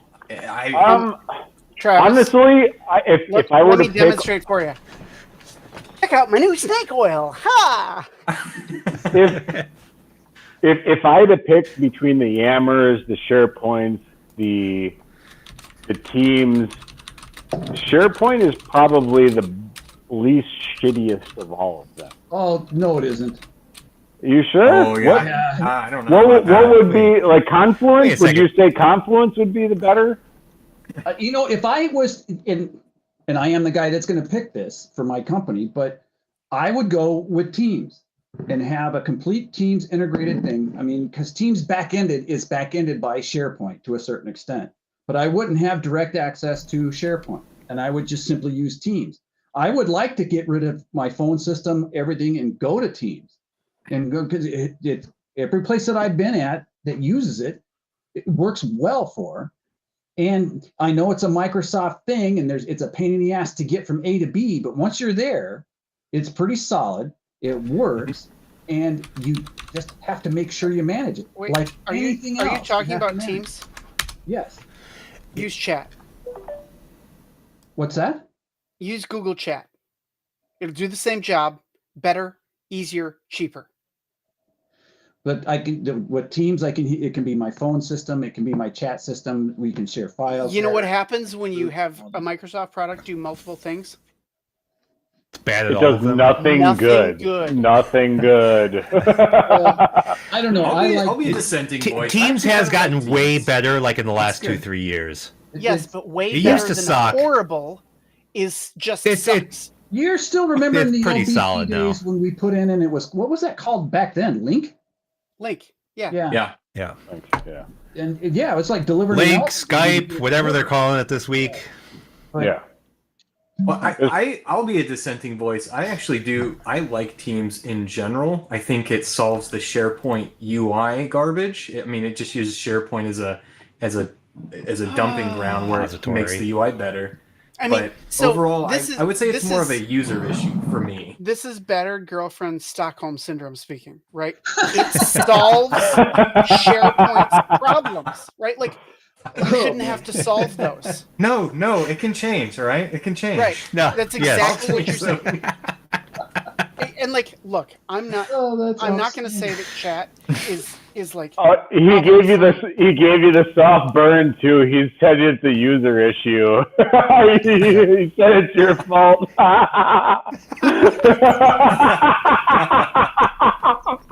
Oh my god. Yeah, Nora is correct. She is user correct. issue. There he is. What I said Hey. Hey. people, So Nora I have no is idea how correct when bad she my says audio that is gonna SharePoint and be in Teams here. both suck for mail-in content. I don't. What is there a good program or a good application that integrates mail in with chat and SharePoint and all that kind of stuff? Nothing. Google. Yeah. It's Google. No. Well, Google's pretty good. SharePoint is a lot better now with like mail content and especially with like Teams. Teams has gotten a lot better in the last 2 years. Seriously, I absolutely hated it before. Yeah, for communications, Teams you- has gotten better. Email, Outlook will always be a thing. You will Yep. always have Outlook, no matter what. Teams has gotten a lot better, especially since now you can do PBX level stuff natively within Teams. Within Teams, yeah, it's gotten a lot Yeah. better. Yes. Yeah. Yeah. I mean, Yeah, well, and I'm a little jaded because, or biased or whatever, because of my telephone system at work, and I just fucking hate that thing. So Hey, we're as you should. finally getting rid of ours. We're implementing Nice. we're implementing Mitel at 4 sites this year. oh gee. All right. Before we go any They're further, also implementing the Pony Express. I Yeah. want to welcome to the show Are you gonna do William. smoke signals for him too? No tech debt with a horse. No tech debt with horses. Nope. Just Nope. little piles of not anymore, not any longer tech debt. You know what? So William, You know what I'll say? William, welcome to the show. What's But up? also, Welcome, William. Oh, he's got no Buggy- audio. Sorry, it's kind of a William. mess. You're muted. No, you can hear him.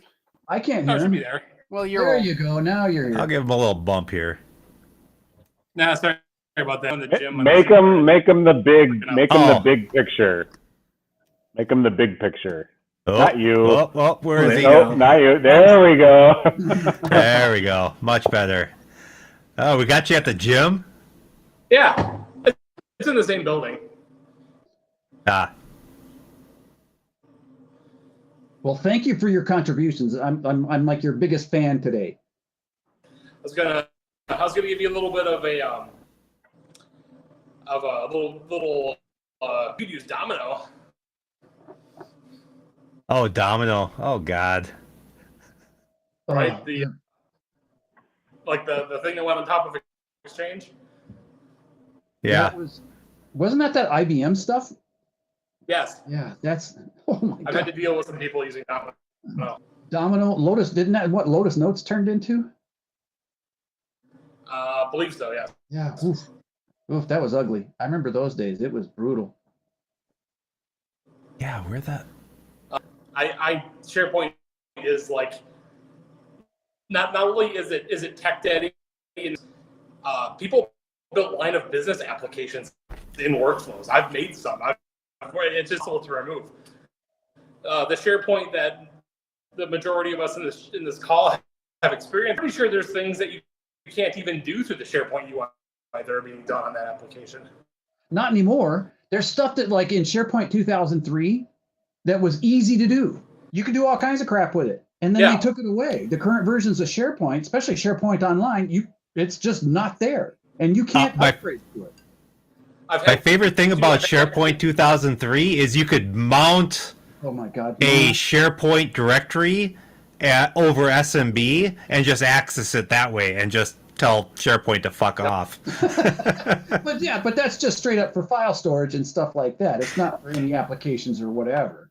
Right. Well, yeah, but they took that away at some point. I don't know when, because it's been a while since I used SharePoint until I run into customers that use it. I think it's still available for, you have to have, what is it, that Microsoft plugin bullshit installed on your computer to make it work though. What do Oh, they call that? yeah, Oh, it used to it's work one- just out of the You box. can do like OneDrive. You connect to OneDrive. it. Yeah, you can back it up. You can Yeah, connect you to use- those. And You install kind of OneDrive works and as an it SMB connects it to- Yeah, yeah. Sorry, I just hurt my neck rolling my eyes that hard. I know. I could hear it, your eyes scraping the inside of your skull. I heard that.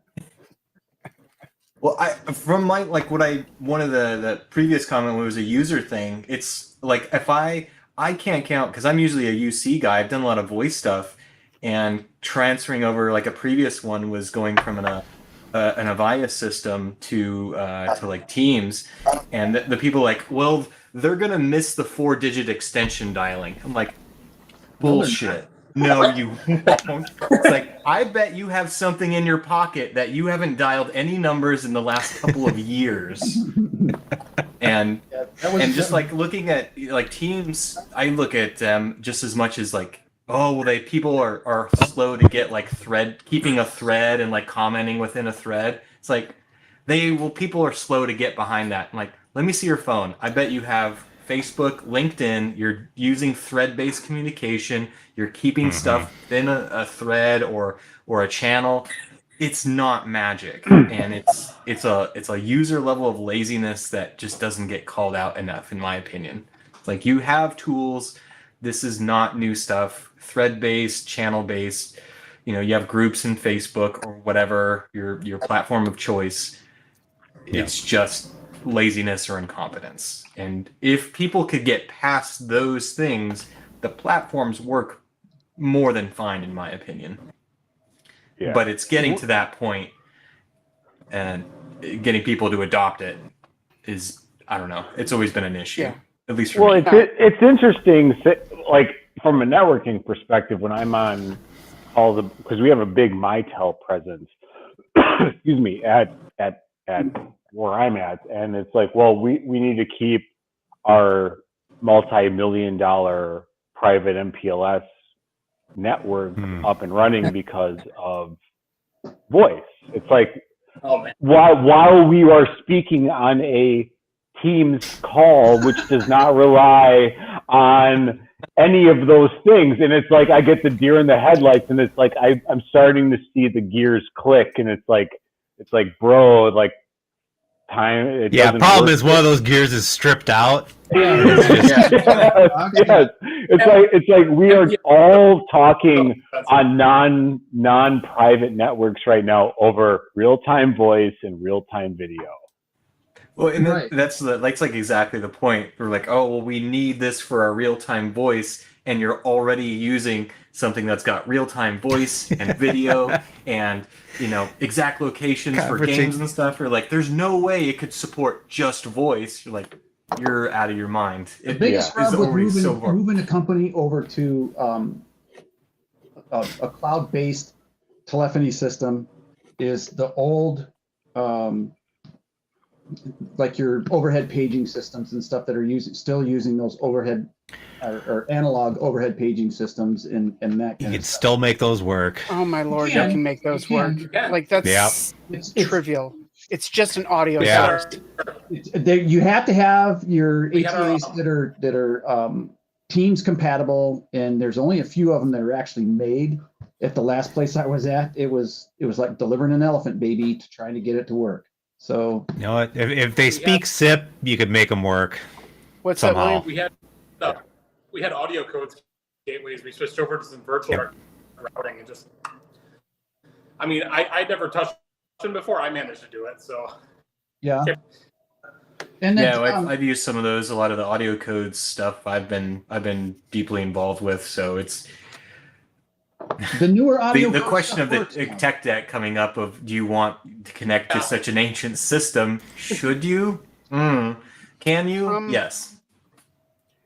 Here's the thing. Overhead paging, ancient system, works really well for what it's designed for. Like, the gun hasn't changed a lot in the last 100 years either. No, it's just the interface that needs to change to connect it to what the newfangled communication system is. And yeah, so I'll be looking into the audio codes thing to see what I would need to do, because They have a lot of products. Where I'm at now, it's a convoluted deal, right? But they have to have it, right? We have to have. It's a safety issue if we don't have an overhead paging system. It's a big shop. So, yeah. Yeah, so but in this case, whatever your media gateway currently is, you would hook up to that instead. Yeah, because that's really one of the few things that's stopping me to fully just jump on the Teams bandwagon and get the company moved over, right? Because voice terminals for the Mitel phones, if you go buy them brand new from whoever your phone vendor is, you're going to spend $300 or $400 a pop for them. At least $300 or $400 a pop. So half as much as a Mitel phone, and then you still need the license on the Mitel phone. Yeah, that's what I'm saying. The Mitel phone, just the voice terminal for the Mitel phone is expensive, super expensive. And you have to have licenses for it. Yeah. There's only so much that you can do with the system on your own, right? An upgrade is a hairy deal. I don't know if W2K, I don't know if you're experienced in doing those upgrades, but I've got an outside vendor that's going to upgrade mine and actually do it right this time and put the voice gateway thingy in, so it's just not a direct connection from the firewall to my PBX. But You're taking all the fun out of it, Rick. W2K knows all the people not to work with in our area. Well, there's one that starts with K. I'm starting to wonder if there's a common denominator there. Maybe. There probably is. Probably is. Yeah, the company I'm using starts. I'm just saying, he's the guy to talk to. And ends with an R, and I'm not terribly happy with them. Chris knows who they are. They used to be right across the street from TechWorks. It's Krieger Communications. I'm gonna just come right out and say it. No, that's a different one. Yeah. So. If they haven't told you your optics Krieger is Communications sponsoring the show next week.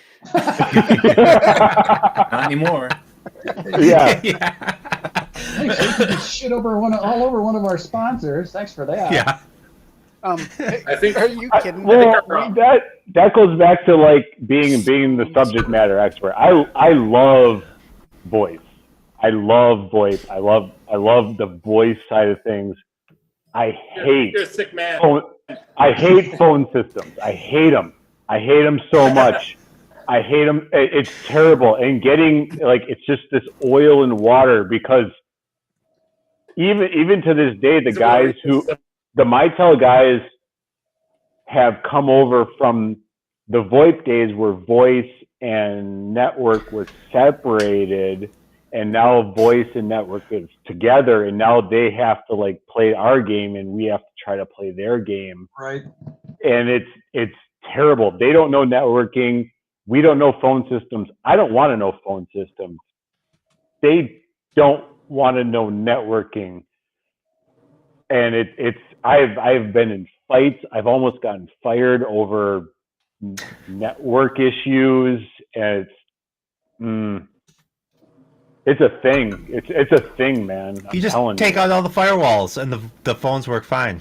You do all this stuff, and everything works fine. And we have these carte blanche requirements where if you don't do this, well, we don't support you. It's like, come on, man. Like, get bent. Yeah, we're paying you $1 million+ a year. You're gonna support us either way.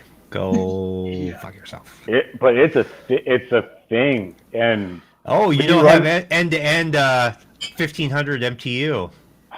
Oh, the QoS Which voice thing, like never ever uses. Never needs. Nope.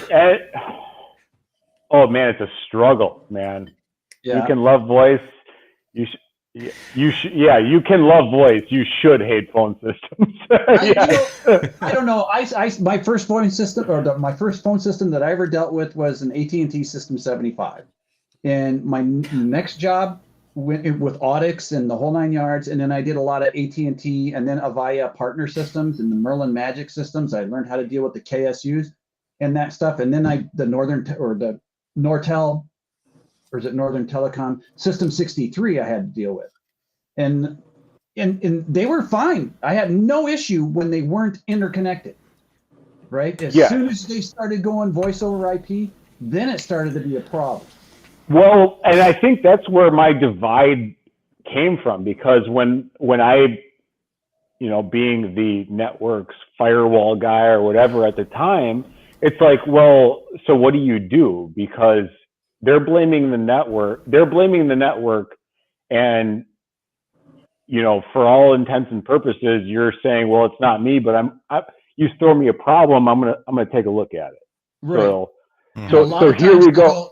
They'll walk up to the person that's the decision maker and go, "It's not our problem; it's a network thing," and turn around and walk away to leave you half. They will lean on that with all of their might.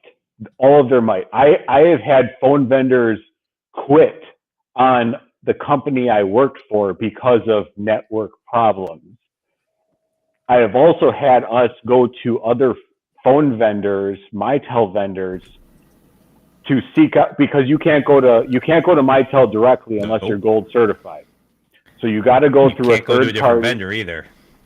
No, You no, can, I can't. you can go, but if They'll they quit on blacklist you, they will. So what happened? If one What drops happened- you, They'll drop you, so you can seek out other vendors. We sought out other vendors. They said, okay, well, we'll price out your system. We'll do all this stuff and whatever due diligence. The bad thing was, the killer was the old phone vendor that dropped us, that quit on us, got a hold of the CEO of the new vendor, got a hold of him, told him that we were incompetent, and already spoiled the relationship from day one. And guess who? And guess who's taking all the blame? Bush Reagan 84, baby. That's who's taking all the blame. Shirt you're wearing, goddammit. And that's where I was like, and I by then I was like, I wasn't nearly as astute. I was still early on in my career at the time. I'm an open book, guys. We will pay anything. We will do anything to fix this problem. It's been going on for excess of 6 months. I'm like, if I miss something, show me what I've missed. We will pay the time and materials. We will pay network engineers to come in and do all this stuff. We will pay it all. It doesn't matter. And it spoiled the relationship from the beginning, and I will never, ever forget that. After due diligence was done, new vendor comes in and they're basically like, your network sucks, get bent, you're a fucking moron, you stupid. Like, it was at the end of it, it lasted, I think it was like 9 months. This problem lasted of poor voice quality. And it came down to a bug in the Mitel system that they had to fix a sequence number issue amongst SIP streams, because it was just public calling. It wasn't internal calling. So, I mean, if it was anything on the network, I would have been fired in a heartbeat, absolute heartbeat. So, but That's I mean, the problem on voice, right? Is I've been a voice engineer for a couple of years now, and I'm not doing it so much anymore. But there is always this belief system. Every time I've worked with networking people or people who've done it a while, they're like, oh, it's a subsect of networking now with unified comms and VoIP. It's like, well, yeah, but it's different. Like, there is, it's not just, oh, I connect FTP from one host to another. They're like, oh, it's just SIP. It's, 5060 or 5061, and then you're done. Like, no. There's a reason that SIP gateways exist, and it's a, SIP out ALGs are attempted many times, but almost always fail. And then it's, and I've had so many other network engineers be like, well, it works at all these other companies. Why doesn't it work for ours or this one? Like, because they gave up and just did any out. That's why they quit. they quit. It's hard. So they just open shit up and then be like, well, it works. Like, that's it. And it's hard to like relay that because people are like, oh, it's just it's a form of just like any other specialty or something that you work on in networking. It's like, it's wireless or DNS or something. It's like, it's a simple system that anyone can get. It's like, okay, then why does nobody want to touch it with a 20-foot pole? People know that it's hard. So and that's where because I had to learn at the time. I had to learn how voice worked, and I had to learn how the phone systems worked. And those are two very different things. I love VoIP. I would be a VoIP engineer till the day I die, but I will strangle a motherfucking phone system guy any day of the week. Like, they are not the same thing. At one of the places I worked, I stood up a platform that was monitoring just the SIP traffic going between session border controllers, gateways, and stuff like that. And that was like my my silver bullet. They're like, well, your system's broken. It's like, nope, here's the logs. Here's delivering it to your front door. Have a good day. See ya. And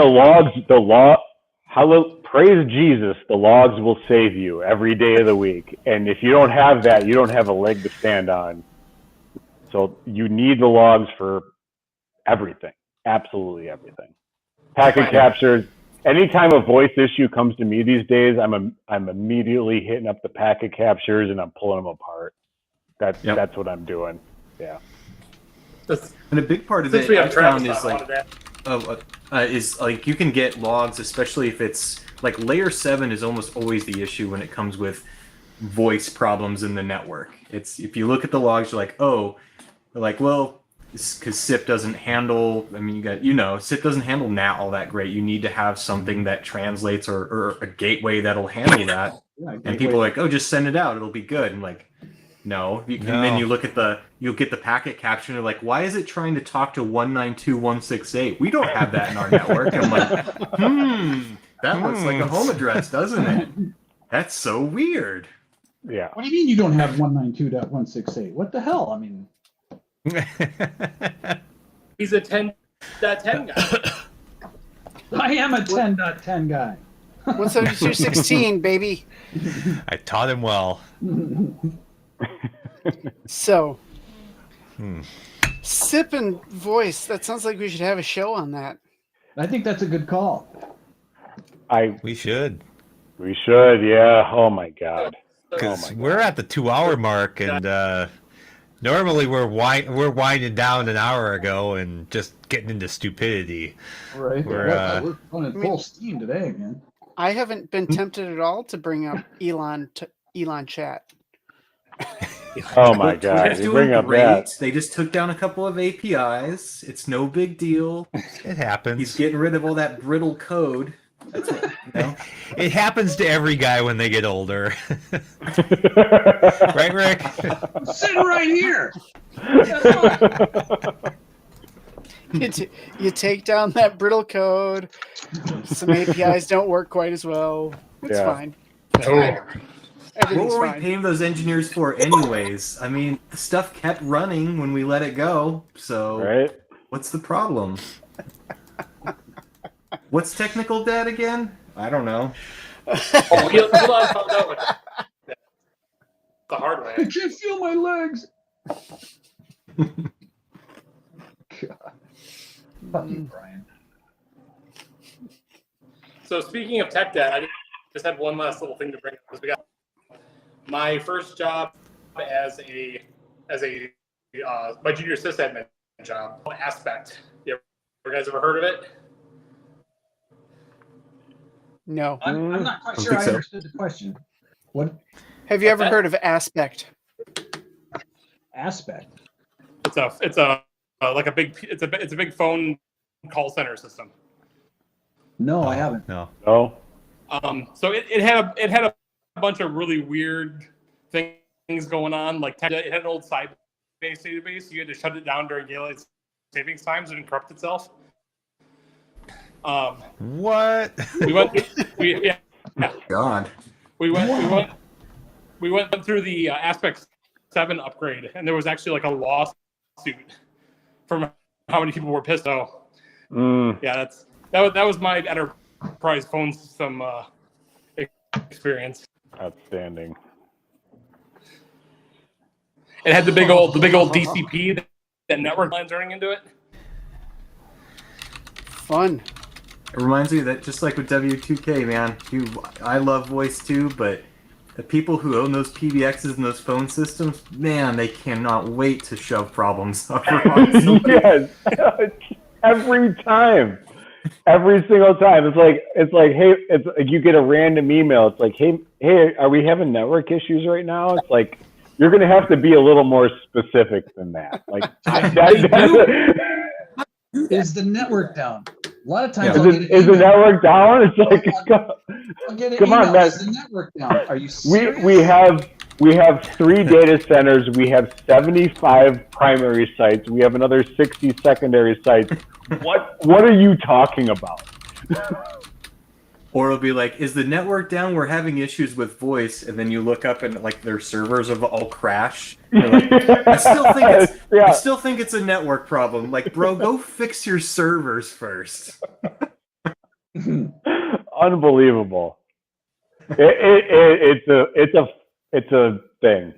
It's a phenomenon for sure. Yeah. There's something going on with the network. Like, what are you talking about? Yes. I've heard it's a series of tubes. And I believe stuff's going through it. They don't just roll to your desk and they're like, hey, is something wrong with the network? Yeah. One of your tubes clogged. Like, we have to talk about this. It's supposed The to be roto zeros rooter and guy. ones, and a couple of twos got in there and screwed everything up. Yes. Or There's always that temptation to go full sarcastica. You know, it's just like, okay, there's questions that okay they wouldn't know. Then there's questions that are a little bit dumb, and then there's this threshold where I'm like, this question is so stupid that if you're gonna t-ball it up, I'm gonna knock it out of the park. I gotta. Oh yeah. I mean, you have to smash the can of corn. You have to. Yeah. Yeah. Lewis, if it weren't for my horse, that's where that comes from. Yeah. Or the one I heard, I didn't hear it directly. I heard via secondhand was, it's only connectivity. How hard can it be? How hard can it be? Like, fuck you, you fucking chicken shit motherfucker. What did Cisco used to preach? 90% of the problems to the physical layer? Yeah, exactly. Or crazy questions. Yeah, that's my two servers that are plugged into each other. You think there's something with the firewall? I'm like, what are you talking about? What are you talking about? They're plugged into each other. Yeah, but like the firewall, I don't know how to answer firewall that non-sarcastically. Yeah, you got me. The firewall swooped in, it unplugged itself, ran across the thing, and plugged itself in between you to screw with you. And I would have. You know how they are. If it wasn't for you. Good catch, sir. You caught me. Yeah, my server can't talk to my other server. It must be a firewall problem. Well, they're on the same VLAN, same network. They got one is .14 and the other is .15. Mm-hmm. Not my fucking problem. So you caught me. I routed it all the way to the other data center on the other side of the earth to route back. And yeah, firewall. Damn, man, you caught it. Good Got job. me.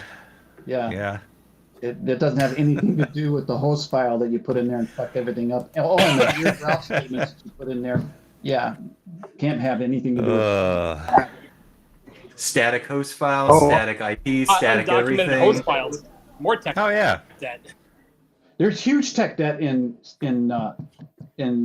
host files. Huge. I know of a company that still uses them. Here's my stickler, Rick. I'll say host files. When I see host files used a lot, it's either an incompetent tech or someone who knows whoever owns the DNS, and they're like zero trust. Yeah, I have seen that. I can't imagine an organization where DNS is suspect. Nah.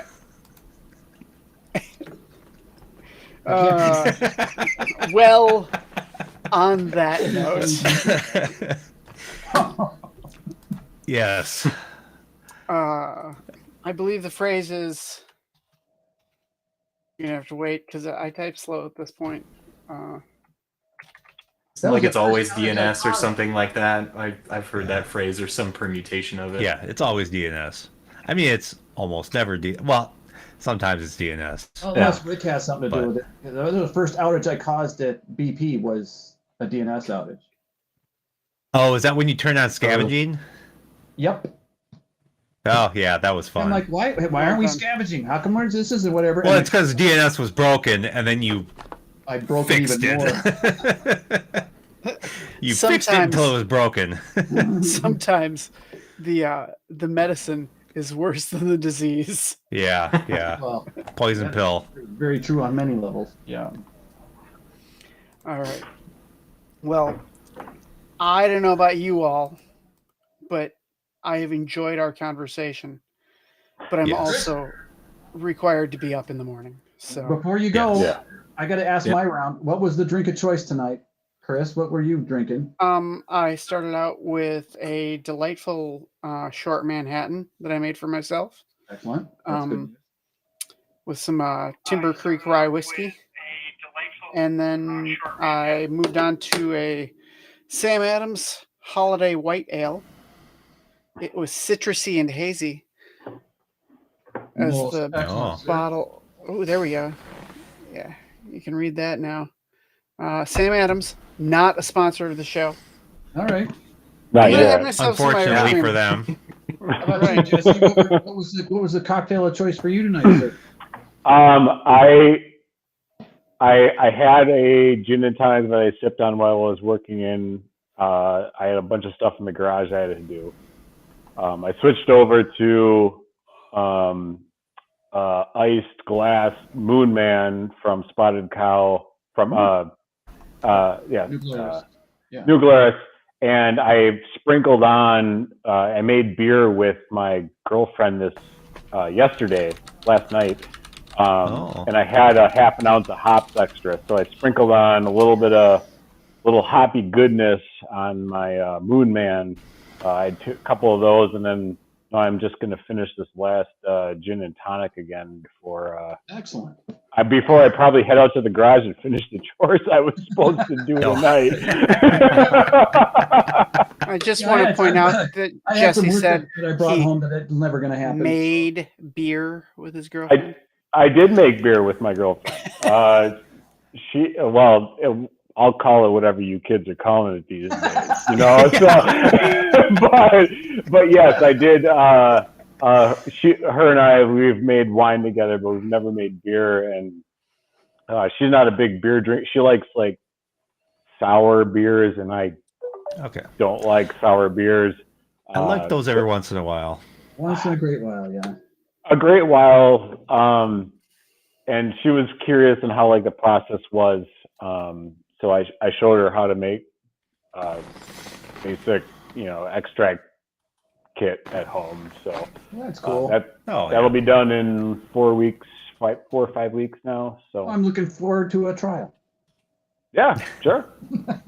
Sure. I got 5 gallons of beer. I'll be ready in about 5 weeks. There you go.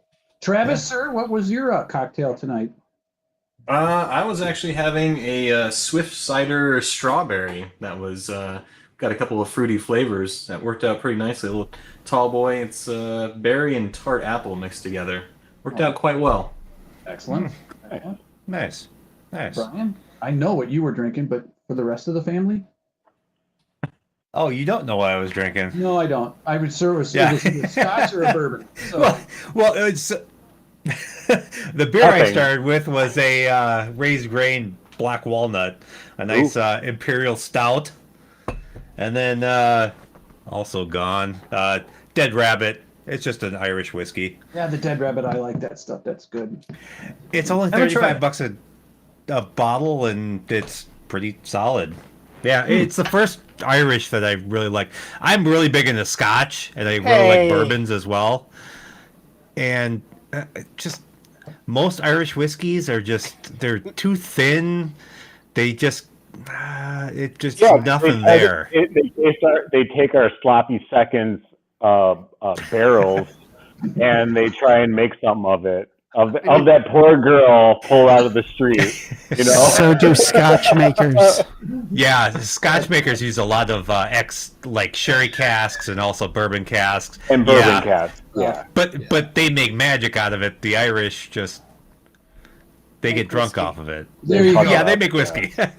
No, Chris was. But this is particularly good for my palate. Yeah, Chris. I think you guys, on my bachelor party, you guys bought me some of that. Yep. I don't remember where we were because that was a pretty fun night. Oh yeah. But How's the yeah, Guinness? tonight I'm drinking the Van Winkle. So, some Pappy. Oh. Yep. So that's where I'm at. Bottle that costs more than my car. What is it? No. What kind of drink is that? Pappy Van Winkle. Pappy Van Winkle, bourbon. yeah. The bourbon. Yeah. I think I paid $190 for the bottle, so it wasn't bad. What's left in that bottle is worth $500 easy. You think so? Yeah. Yeah. I'm gonna drink It's it. gone up in price, that's for sure. Yeah. So, but I don't know. It gets stupid. What's that? It gets crazy It on the does. secondary market. Yeah. You got a good deal on that bottle.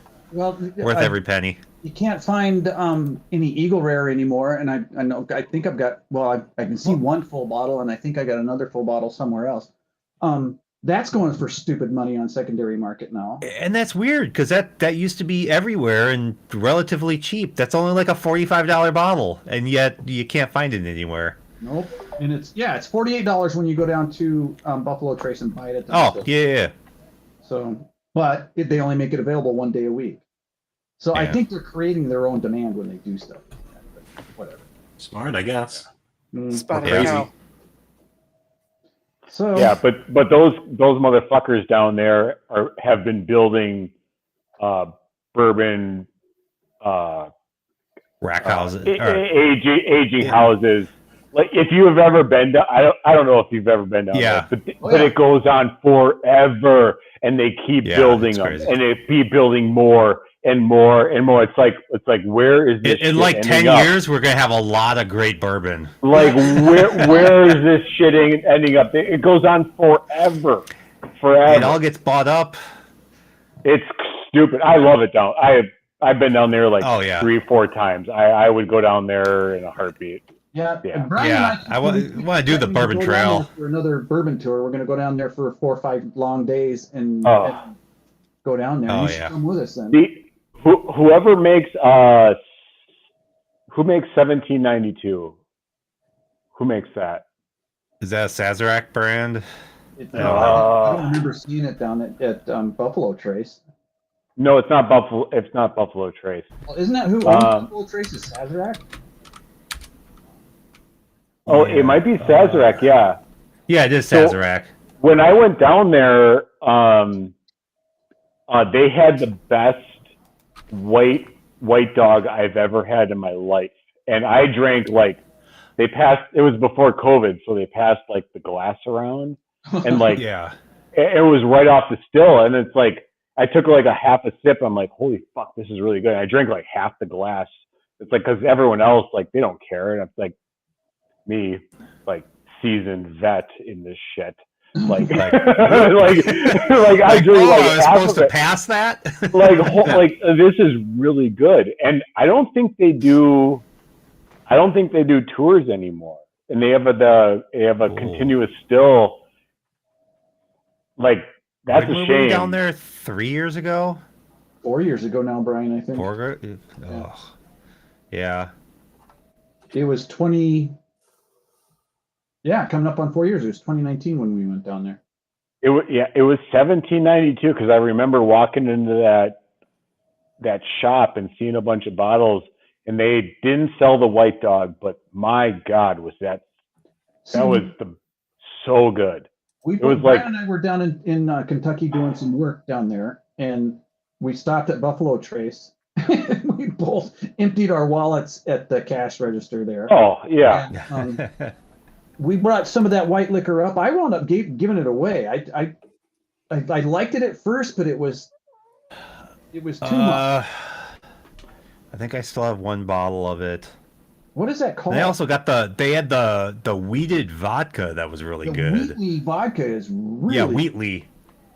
That was probably some of the best vodka I've ever had. It was really. Wow. I don't know how they do it down there, but there's a history. I mean, you go down there, you see all the you're in Kentucky, so you see all the horse farms, right? And all those horse farms are like really old. I mean, they got slave money down there. I mean, let's be honest. I mean, they got old ass money. I remember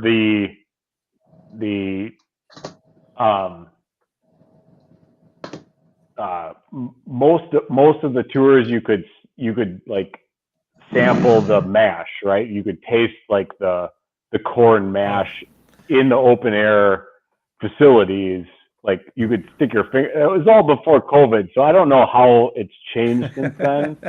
Yeah, that doesn't translate well to. It doesn't modern trend, but I mean, times. but it's like you think about it. It's Yeah, like here, it's just all, lick this. I mean, like it's all like the alcohol kills everything. So I don't know. I don't know what the problem is. And it's like you walk into these warehouses and the smell hits you, and it's just absolutely delicious smell. It smells sweet. It smells like candy. It's and it comes out in the booze that you taste, obviously. So it's a wonderful place. It's a happy accident because it was a happy accident. Bourbon was an accident because they burned the barrels that chemicals were made in to be shipped off elsewhere. They burned the barrels, and that's how the barrel burning got to be a thing, because they were charring the chemicals off of the barrels to ship alcohol, and then the time it took to get to the destination is how bourbon was created. Got aged. So Okay. it got aged, yeah. So I am definitely happy about that accident. and you know, a lot of Happy things little in this, accidents. happy little accidents, and yeah, it's when the guy I went to high school with, some college with, and he's a phone system guy, and he went down to Kentucky. I had him stop by Jim Beam, and Jim Beam has at least they may have changed it, where they have a kind of a in-house blend that they sell. It's called Old Tub, and at least when we went there, they only sold it at the distillery. I'm like, well, go there, buy as much as you can. I'll pay for it. I'll pay you whatever you want for it, like just to have it. And he bought me a case, and the guy's like, "Are you sure you want a case?" It's like 200 some odd bucks. And then the guy's like, "Yeah, I want this." He's like, "This is as much as I can sell you today." So, so like he bought like the max amount, and now I have a whole case of Old Tub just because of Jim Beam. Jim Beam sells it. We'll have to get together and have one of those good old fashioned just bourbon tasting parties somewhere. I would be yeah, into that. definitely. That is up my alley. Yes, sir.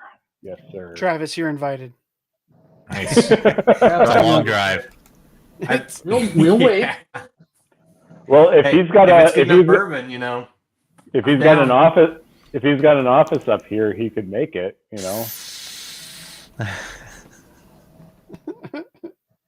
Do you About work 1,500 miles west. Do you Yeah. work with for Brian's company, Travis? No, yeah. he works for a customer. Oh, I got you. Okay. Yeah. Think of But I myself as a figured free he'd fit agent right in. general. Yeah, he Yeah. does. Right. After a couple of times of talking to him, it was like, oh yeah, he'd fit right in. He'd be good. good. Yeah, he's good shit. Yeah. I make Old some tub. people very angry, and I make some people very happy. So you know, it's a divergent Yes. path. Well, as we all Yeah. do. I've seen that before, Jesse. I've seen that stuff before. I don't know where. Yeah. Huh. Well, that's the mystery of it. Like, Old Tub. What a name. I Yeah. wonder if that's its origins too. probably. Somebody's bathtub. Oh, Yeah. I'm sure. Yeah, Has been- some old it's been moonshine. Cheap. And In a house And I of have- ill repute somewhere. My buddy was nice enough to bring a whole case back for me, and he kept a couple bottles. I'm like, keep whatever you want. I don't really care about the cost of it. It's like kind of it was mostly a novelty thing to buy, but you Some know, of the whatever. best bourbon I've ever had has been just like cheap, weird, like labeled bourbon. It's just some of it's really good. Because if it's bourbon, if it has the word bourbon, it has to be 51% corn mash, Yeah. It has to be new oak, New oak. American oak charred barrels, New and American white oak, yeah. American white oak and kept for at least 2 years. So for it to be that, Not 2 years. 3 months. 3 no, Yep. I think it's a suck 2-year my dick. minimum. No, 2 years. No, it's 3 months. No, Guaranteed. Google it. Google it. Already done. No, Wow. no, It's shockingly short. that would not happen. I thought it was 2 years as well, but I mean, is that like it's going to be a difference in quality, the 3 months versus 2 years? Oh, well, yeah, Yeah. definitely. Oh, yeah. But I thought the legal minimum to be called bourbon versus just American whiskey was 2 years. But I don't know. Maybe I'm wrong, or maybe it changed. If that I changed, also thought it was 2 years. That's a sad state of affairs. Well, I mean, who would want to drink? Even 2-year-old is That's a little bit rough. young. Yeah. yeah. It's whatever people will buy. They stamp a name on it. No, this is true. Depends. There are things that are technically beer by all definition, but you drink it and it's Yeah. something. For at least 2. I mean, Google me, dickhead. Like it says 2 years. So I recall looking at the requirement from the TTB. And I Link. swear it was- Pixar didn't happen. I may be wrong. I've been wrong before. I have also been wrong. Under federal standards, Kentucky bourbon must be aged in new charred oak barrels for aging at no greater than 125 proof during the distillation process and must be made of at least 51% corn. 51% corn Straight bourbon mash. must be aged for at least 2 years. What's your source? No. Well, What's your source? these nuts, motherfucker, these 2 nuts.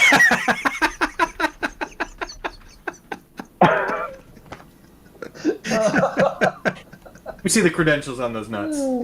Yeah. Sorry. No credentials, probably just some crumbs. Little Fremunda. Yeah, because that's a U.S. sanctioned standard. That would be like a biblical level change for it to be beyond like 2 years.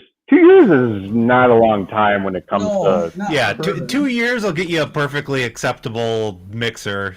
yeah. But Yeah. man, 3 months sounds That It'll pick up doesn't even harsh. have time to Oh, cover. that's No. like banging the Plenty- junior in high school, plenty of- man. I mean, come on. Plenty of time to get color. I don't know. No, 3 months, 2 years is where it's at. It's 2 you know, all years. that complex chemistry at the boundary layer.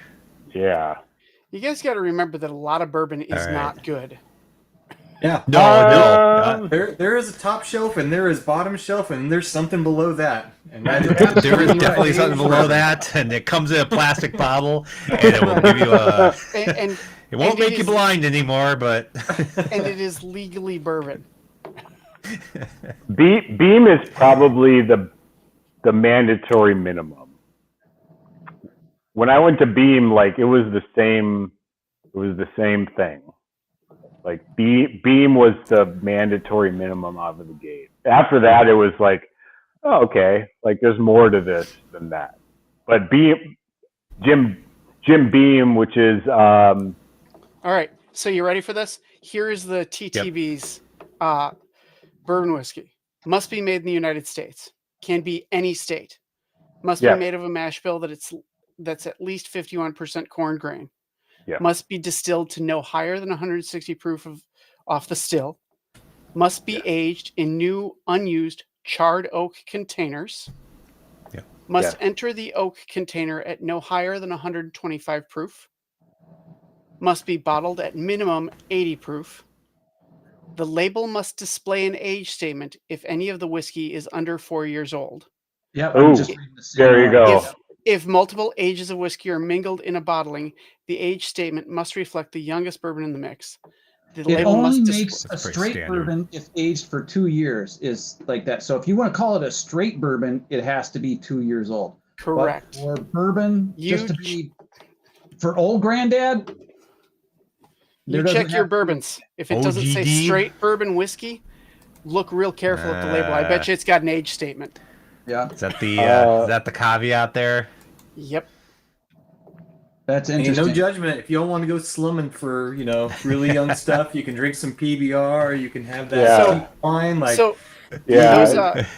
those Hey, regulations have been in place for like about 100 years, but At least. there was a period of time where if you didn't look real careful, what you were drinking was something that was like 2 to 3 months old. Yeah. Like Which is you why- were hanging around the old battered women's shelter for bourbon, like you were just picking up like the garbage. My grandfather was an alcoholic, and his was Old Crow bourbon, and but he had bottles hidden everywhere. So, and even at our house, we'd be like looking for, mom and dad would hide the candy stash and whatever, and they'd go to whatever, and we'd crawl all over the house looking for the candy stash, and we'd find grandpa's old bottles of bourbon. And once we got into the teenage years, that was a real find, by God. And so that was always fun. Nice. So just for the record, Yep, it was fair 2 enough. Anyway, so yeah, let's So, put something on yeah, the it's probably calendar. time to wrap it up. Yeah, let's put something on the calendar for the next few months, sometime when it gets somewhat warm, and we'll have a bourbon tasting thing. Maybe we can go in somebody's backyard and yeah. There you go. Yeah. Hey, good night, Nora. Good night, Nora. hey Nora. Thanks for for sticking around. Right? Yeah. She got at least an hour of totally inane conversation. Yeah. Yeah, and for part of it, I think she was the only one watching. Now we're back up to 4 for some reason. Well, we're someone answering the else needs question of to chime tech in. debt. How do you deal with tech debt? Bourbon. Yeah, bourbon. It's a source of and solution to all of life's problems. Yes, Indeed. Standing. Oh, hold on. William just popped back on. Oh, he's back, baby. You got something to say, William? Or is this just something reconnecting because he's at the gym and... No, I was going to jump on for the after conversation. Oh, Oh, yeah. yeah, we've we're just been at wrapping it up. All I've been right, watching. y'all. All right. Yeah, we'll do another one sooner because I think it was like 3 weeks. Yeah, we've been kind of slipping. We need to get on a better cadence, even if it's just like every other week or something. Right. Right, Although we'll probably do a fridge scribbles at some point in the near future too. So Yeah, we need to do one on AI because Francois wants to come and talk to us because he's been Fabulous. actively using it at work to generate marketing copy and other things. So, Did you call it fridge scribbles? fridge scribbles. Fridge Scribbles. That's the other our channel. other channel. Yeah. That's the non-IT channel. Oh, That's that- where we just go complete randomness. So, no I'm holds shocked. barred. I'm just hearing about this now. yeah, we get stupid over there, so be warned. What are we doing Well- here then? I am the king. Yeah, well, As always, like and subscribe, smash that bell, hit the subscribe button. Smash all that like stuff. button. yep. X Ring the percent of you that are watching right now are not subscribed because I look at the analytics Ring the bell. theoretically. Yeah, smash that like button. Jesse will do dirty things. If, Yes. The rusty trombone behind the dumpster, baby. Oh, jeez. That's worth the subscribe alone. You know what? If you like and subscribe, that is not a legal offer. But thank you, everyone. Have a good night. Hopefully, let's try and do 2 weeks Sure. at the most. Maybe next week. Alright. Probably 2 weeks. If we could do an every other week, do a fridge scribbles and a Oops Ops Origami, I think we'd be good. Into Hey, that. have a good night. Night. Good night. Yeah. Bye. Bye. Bye all. See you guys. All right, take it easy. Have a good night.